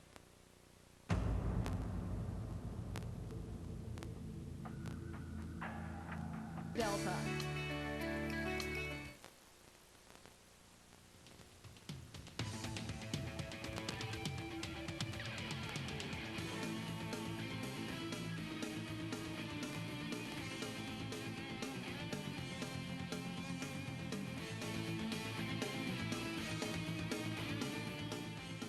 Hi, everybody, and welcome to Sportswave. I'm Steve Erickson. We have a very special show for you tonight, and we've got some individuals who have agreed to come in studio because their schedule is, if you think my schedule is busy, you should look at their schedule. We're going to break it up into two different segments. The first two individuals that are just sitting off to my immediate right, we have Tracy McConnell, and Tracy is the executive member and PR coordinator for the BC Special Olympics in the Delta area and this BC Special Olympics. And also the other young lady that's sitting right beside me is Chelsea Cake. Chelsea is a young athlete, 16 years old. She attends Delta Secondary, which is locally in our own area, plays floor hockey, curling, swimming, 5-pin bowling, track and field, soccer, and I've got stuff that I've ran out of paper writing down. So first off, ladies, thank you very much for taking the time out of your schedule, and welcome to Sportswave. Thank you very much. We're happy to be here. A lot of fun. I'm glad we could tag up and promote what you and the organization do in general, because I think it's something that's very, very beneficial, not only to the organization, but to the community as well. First off, Tracy, back us up a little bit. We started initially, I was told, with 17 athletes. We're now up to about 40, and it started in 2002, but the program goes back to about 1980. BC Special Olympics and the organization itself started in 1980, and our local Delta just began in 2002. Kind of the ball started rolling in the spring of 2002 with our local coordinator at the time, Karen Smith, and officially it took off in September 2002 with our fall programs. The growth in athletes, what do you attribute that to?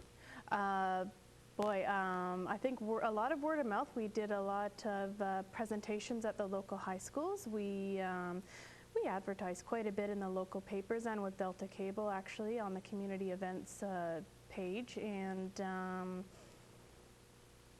we do promotions throughout Delta. We attend the Mayor's Rally at Tour de Delta. We do Sign Me Up Day at Tawasin Town Center Mall.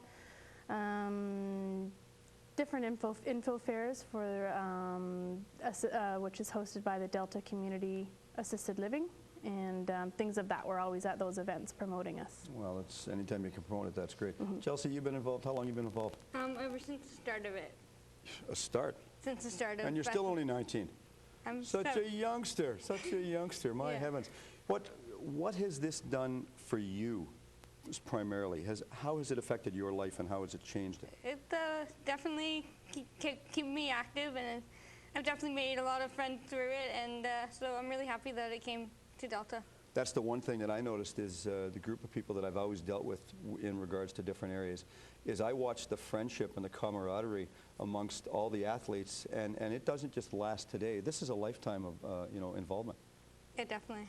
So it's nice to have. And you bowl. I'm looking at some of these trophies. Maybe we get a shot of some of these trophies because contrary to what you might believe, these are not mine. Maybe, Chelsea, you can explain some of the trophies. First one I know for sure is, this is curling, right? And the next one? Bowling and bowling, floor hockey, bowling and bowling. That's okay. Obviously your passion is bowling, but you've got lots of ribbons that you didn't bring tonight. Right. Just because the box wasn't big enough, and that's the whole reason. Well, right my mom is hiding them from me, so. Well, that's okay. Put them away for keepsake. That's nice to have. So when you're dealing with other athletes and you go to different events, Chelsea, they've got to be pretty friendly and pretty happy that you're there, and they work with you a lot, right? Definitely. They're pretty good? Yep. Any one or two that help you out more than others? Anybody you can think of as far as names? No. No, I know. There's probably too many. So. Way too many. Okay, Trace, if we go back just a bit, what about the comparison number-wise for boys and girls in the Special Olympics program? Gosh, I think we are probably about even for that in our particular local. Yeah, I'd say we're even, and we are also quite a young local. Like our athletes tend to be young as compared to other locals. We've got a lot of teenagers and athletes in their 20s. And what about ages? Is there any age that you start with the athletes? The official age to start is 10 for athletes. And without sounding like the devil's advocate, what is the reason for 10 versus 8 or 6 or even younger? Is it just a health or a safety issue? Ability level, I think it is, and a safety issue, although we have had athletes as young as 8 do bowling. And some different locals actually have peewee programs. We're not large enough quite to support a peewee program, which would be for the more like the under 10 age group. But yeah, 10 is the number I know. Fully understood, especially when you're looking at a safety aspect and concern. And that's, I mean, nowadays in sports, the one thing a lot of people fail to remember or understand is that safety should be first and foremost, even above winning. Absolutely. You know, winning is just part of the game, but safety is first and foremost in my mind anyway. We've got, I noticed by my notes, it says you've got 14 official programs run by the BC Special Olympics, and each local does their own. How does that work? It means that basically there are 14 official programs for Special Olympics, and each program runs and supports what they can, what they are able to. So I believe Vancouver might run all 14 programs. We are only able, just due to numbers of athletes, numbers of volunteers, financially what we can support, we do not have quite that many yet. But we have grown. I think we only started out with about 6 programs, and now we have quite a few more than that. So we've grown each year. Got a lot of volunteers. Chelsea, how do the volunteers pretty good to you? They help you out? Oh yeah, they're great. They're just awesome volunteers, and they are really helpful with everybody. The one thing I find with the volunteers, and of course I always tell everybody volunteers in today's world, they're what I call the unsung heroes in sport because they don't get enough recognition, but when you need them, they're there, and you couldn't put any event on without them. They've got to, they come out and they help you out. Encouragement. They give you lots of words of encouragement, like to keep going and stay focused in what you're doing? Yes. They help you? Yes. I'm glad. When's your next event that you're doing, and what is it? Well, we Don't say bowling. I don't want to go about bowling. Come on. Okay. Bowling's over. We have provincials coming up in June in Comox, and so I'm going to be out there, and I'm going to be doing 4 events. Right on. What for? Track and field. You're more involved than I am. The closest thing I ever want to see anybody run is I'll sit and watch it on TV. If running is not in my forte right now, I don't really want to do it. So I commend you for that. Now, you've got the volunteers. You got fall programs include floor hockey, curling, swimming, 5-pin bowling, et cetera, et cetera. Is there a difference, Trace, between the summer programs and the winter programs that you offer to the athletes? Not really. We have both individual and team programs in both the fall and the spring, and the team programs such as floor hockey and soccer are very, very popular, especially with the younger athletes. We talk about soccer. Do you get involved with the Vancouver Whitecaps and Bobby Lenarduzzi at all? No, we haven't yet. We'll put you in touch with them, and I'll get them helping you out. But the spring program is much shorter than the fall program. Fall is from September to March, and spring is just April to June, so it's much shorter. Now, the one question that some people might have, I know because I had mentioned a couple people that I was going to have you on the show, and the one thing they asked is, how do you get the funding, and who funds the organization? Do you get it provincially, federally, or the athletes have to kick in, or how does it work? Almost everything you said. We get a little bit from provincial office, but mainly it is a 100% fundraising nonprofit organization. We have to raise funds within our community, and only within our community. We're not allowed to go outside of our community to raise funds. Can't poach in other communities, in other words. And we do it by fundraisers such as pub nights. We sell raffle tickets. We've had a lot of support from local service clubs, things like that. You say you sell raffle tickets. What, for draws for different things? Or? Yeah, for draws for different things.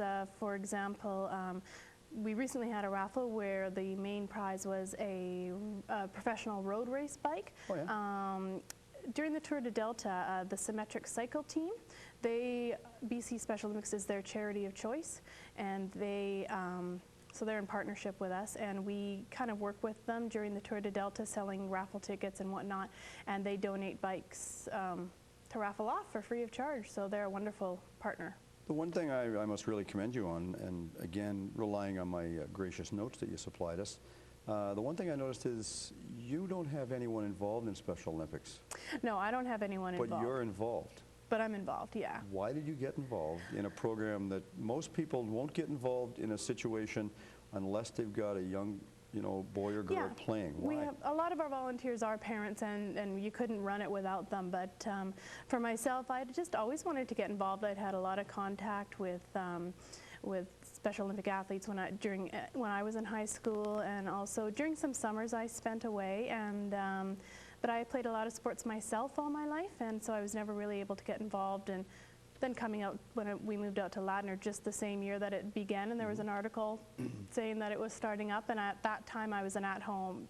It was decided I was going to be staying at home, and with I have 3 young kids, and so thought it was a good opportunity to do what I've always wanted to do and start up, and it's just been fantastic. The athletes are excellent to work with and know, and the volunteers, especially all the coaches and everybody on the executive, it's just been a fantastic experience. So you can pay her for saying that you're really good now, eh?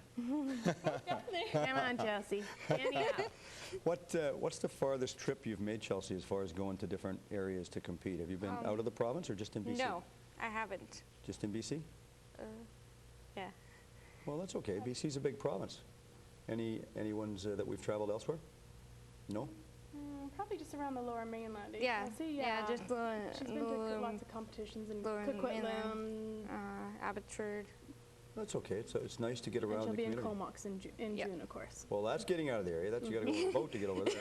Yes. That's nothing wrong with that. Comox is a very nice place. I say that first and foremost because Mom and Dad used to live there for a long time. But nice part of the world, and again, you'll be competing against different athletes of the province. Yeah.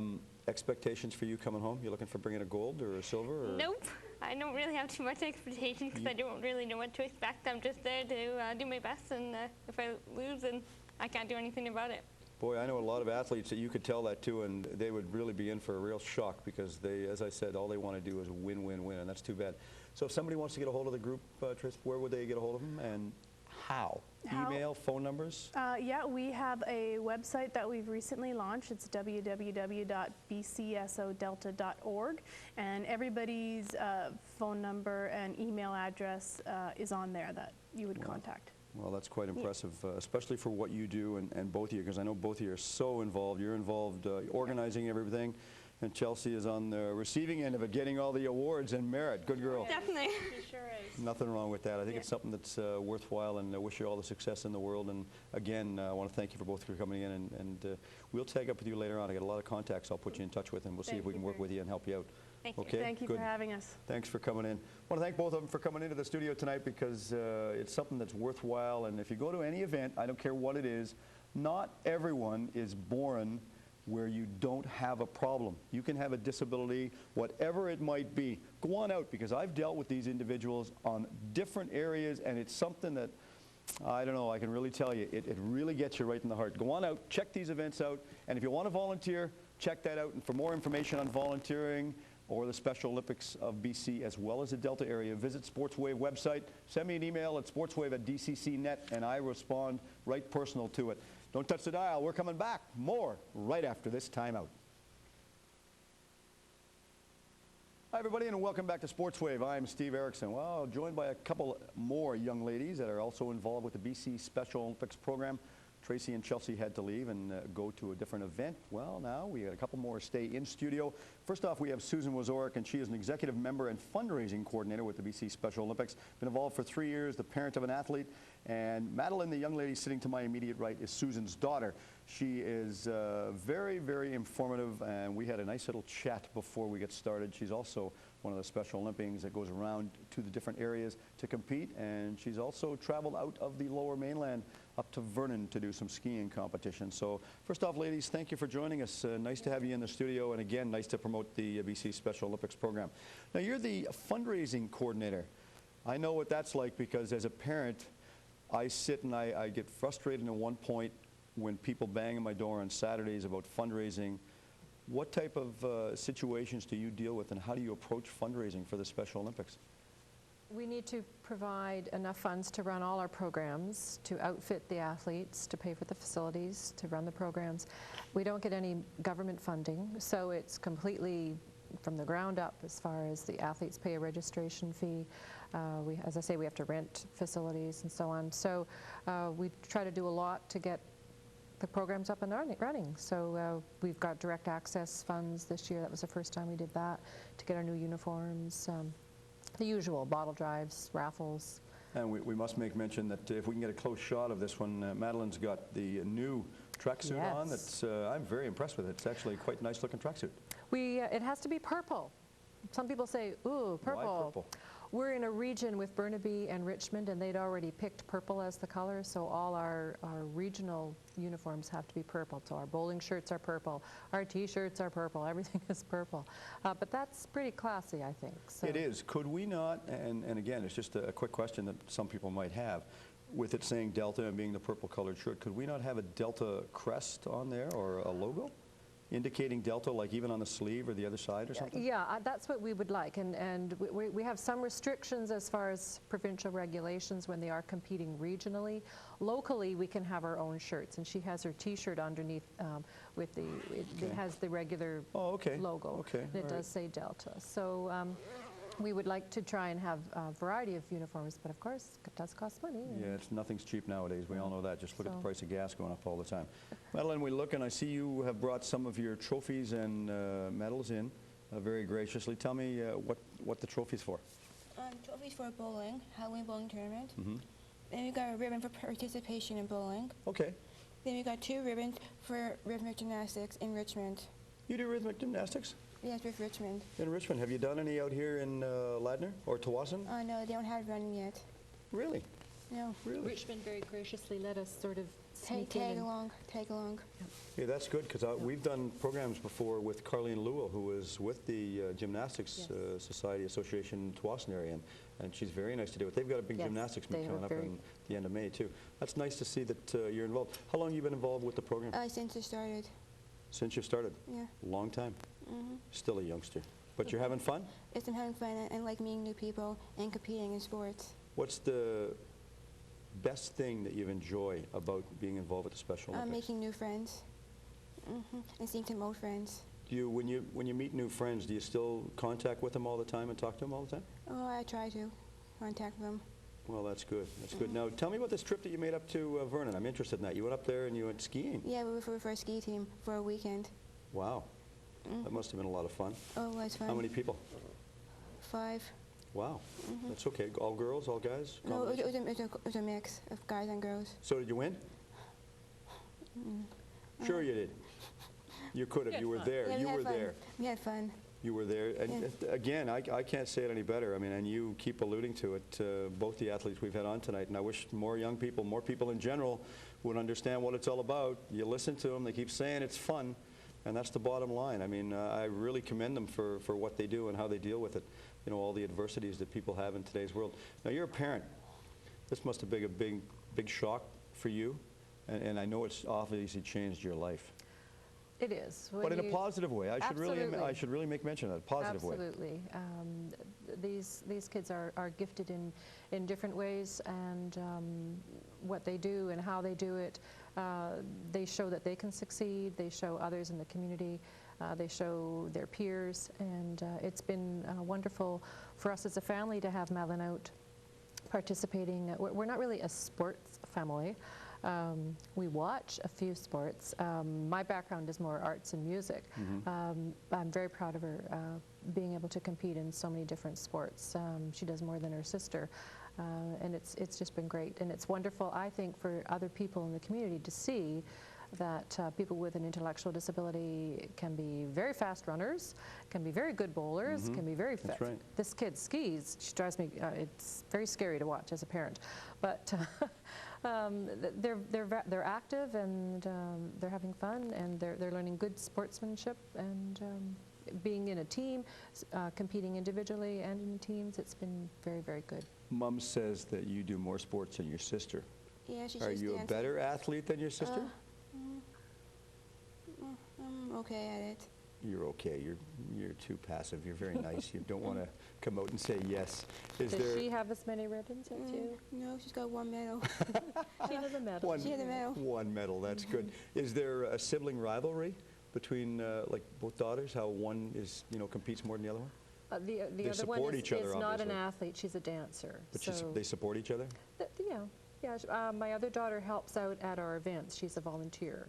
She helps out at our bowling nights and so on. So that's her way of participating and supporting her sister. And she'll be coming to the summer games to watch. In the Comox area. Yeah. Now, part of the summer games, I made mention earlier on, part of the summer games are spilt off over, and the bowling is actually going to be held up in Scottsdale Lanes in July. That's right, yeah, and we're looking for volunteers to help us out there. Would you know the dates of the bowling? It's July 23rd to 25th, I think, is the softball championships and the bowling championships. And they're being held in Delta and Surrey, so we're looking for volunteers to help out at manning the events. There are a lot involved in regards to security nowadays. Has the situation that took place back in 2001 with 9/11, has that changed the way people approach putting events on? I think so. There's a lot of regulations and a lot of forms and so on. Sometimes we get frustrated with that. Sort of like the red tape. It is, but on the other hand, it's good for the volunteers need to be safe, the athletes need to be safe. In Special Olympics, we have to have a 4-to-1 ratio, so we require more volunteers to help out in the programs and in coaching, assistant coaching, and just general supporting us in our regular programs. And so yes, when you're talking about security, and these athletes are perhaps more vulnerable than regular athletes, so yes, security can be an issue. When we travel, there's all kinds of regulations for that too. So. Issues are pretty stringent when it comes to what you have to do and what you are allowed to do? Yes. Is there a BC Special Olympics office in Vancouver? There is, yes. Is that the one on West Broadway, or? Yes. Well, it used to be West Broadway. I think now it's in Burnaby, but they're out of Sports BC, and they help us in terms of getting started as a local. We link up with other locals around the province. They help organize different competitions like the summer games and so on. They give advice in helping us set up our fundraising and different sponsors, or our provincial sponsors as well as national sponsors.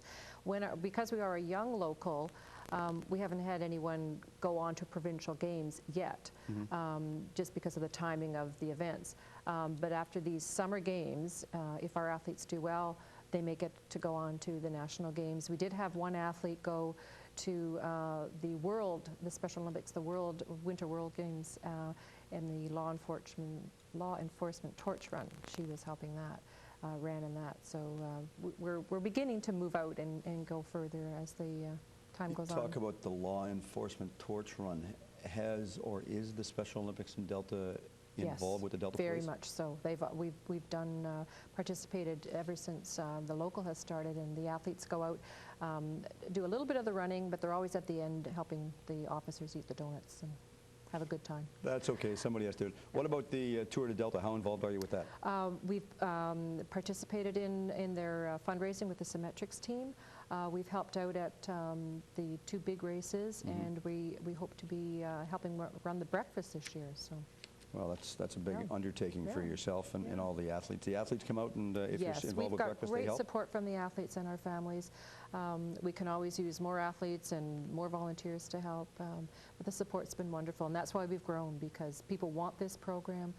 They see the need for it, they see the success, they see the athletes, the participation. Is there a situation where a family might have a Special Olympic person at home, but they sit back and because they don't want to think in a positive focus, that they're saying, no, my youngster at home doesn't want, I don't want them to get involved, and they're focusing, and it's sort of like they're holding them back? Sometimes, and as a parent, you're sometimes torn whether your child should be integrated in the mainstream with everyone else, or segregated and participating with their own group. There's benefits for both. We do have some older adult athletes who have no family. We've become another network for them, a support network, and we've encouraged them to come out and get involved. It's a wonderful program. What would you tell them if they were negative? Would you just say, look, just try it, understand it, come out and try it? Try it. Talk to the athletes. We're trying to get a developmental and competitive program running. We're trying to be able to run 2 different streams so that people who just want to go and have a good time and try something can do that. We also have some very, very good, talented athletes in bowling and skiing and now in soccer, and we're trying to encourage them to go as far as they can. Good deal. Madeline, are you going over to Comox to compete this summer? Yes, I am. Are you? What events? I'm going to be track and field. I'm going to be running 100 and 200 and standing long jump. And I hear rumors. Chelsea told me she's going to beat you. No. I don't know if that's true. Oh, okay. Okay, that's what I heard. So that was a little bird told me that. So you come back with a medal. I want to see the medal. Okay. And we'll get both you and Chelsea on the show, and we'll get both of you back, and we can promote the medals for you. So upcoming events that you've got in the next little while, what might they be? We have, in the spring, we have a soccer tournament this weekend, another soccer tournament the long weekend in May, the big summer games, of course, the Tour de Delta, where we'll be helping the other cyclists, watching them, and then a little bit of a break over the summer, and we'll be up and running again in the fall. Back at it again in the fall. I fully commend you for that. So last line before we let you go, because I know you're very busy. Someone wants to get a hold of you or Tracy. Number? They can certainly call us. We're listed through Parks and Rec in the sports section.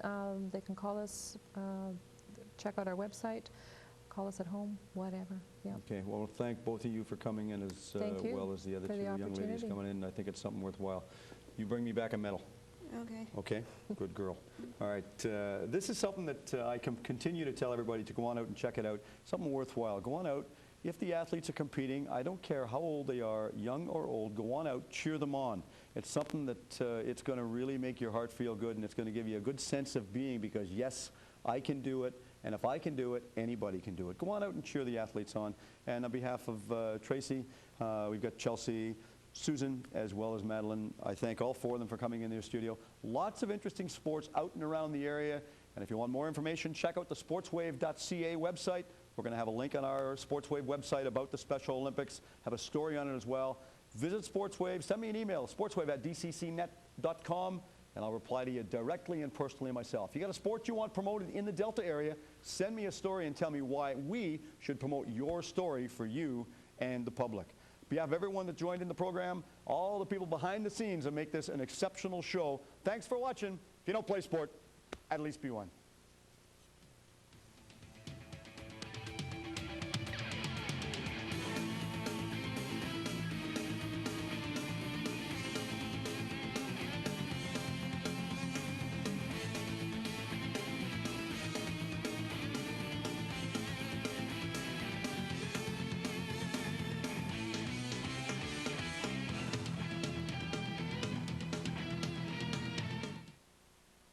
Delta Cable is encouraging you to get out and vote today. The polls will be open till 8 o'clock tonight, and you can go to any polling station in your area. And if you're not registered to vote, that doesn't matter. You can do so when you go to vote. Just bring 2 pieces of ID with your name, signature, and current address. For more information, you can go to elections.bc.ca. And remember, get out there and vote because it's your choice.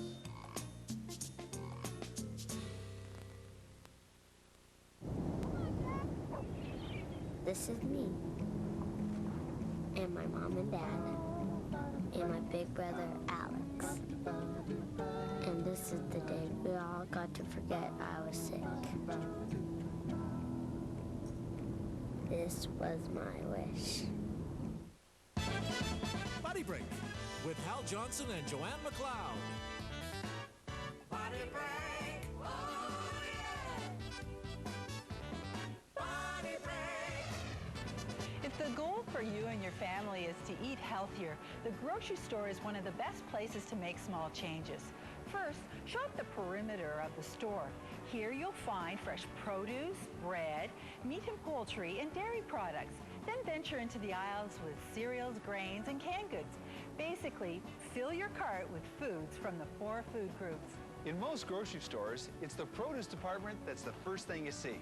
However, about 64% of Canadians don't eat the minimum number of 5 servings of fruits and vegetables each day. So when you shop, make sure that you load up on lots of green, yellow, and red fruits and vegetables in your cart. If you want convenience, grab a bag of fresh, washed, pre-cut, ready-to-use produce. It's an easy way to be sure you're eating more vegetables each day. Next, look for whole wheat bread, pitas, and tortillas. Dairy choices should be lower fat, such as skim milk, and choose lean cuts of pork and beef, as well as chicken and turkey. And lastly, cereals, grains, and canned beans will add fiber to your diet and provide you with an excellent source of energy. So take the common sense approach to eating healthier and concentrate on putting foods from all 4 food groups into your shopping cart. Well, until next time, keep fit and have fun. Buddy Break. You're watching DCTV4, your eye on Delta.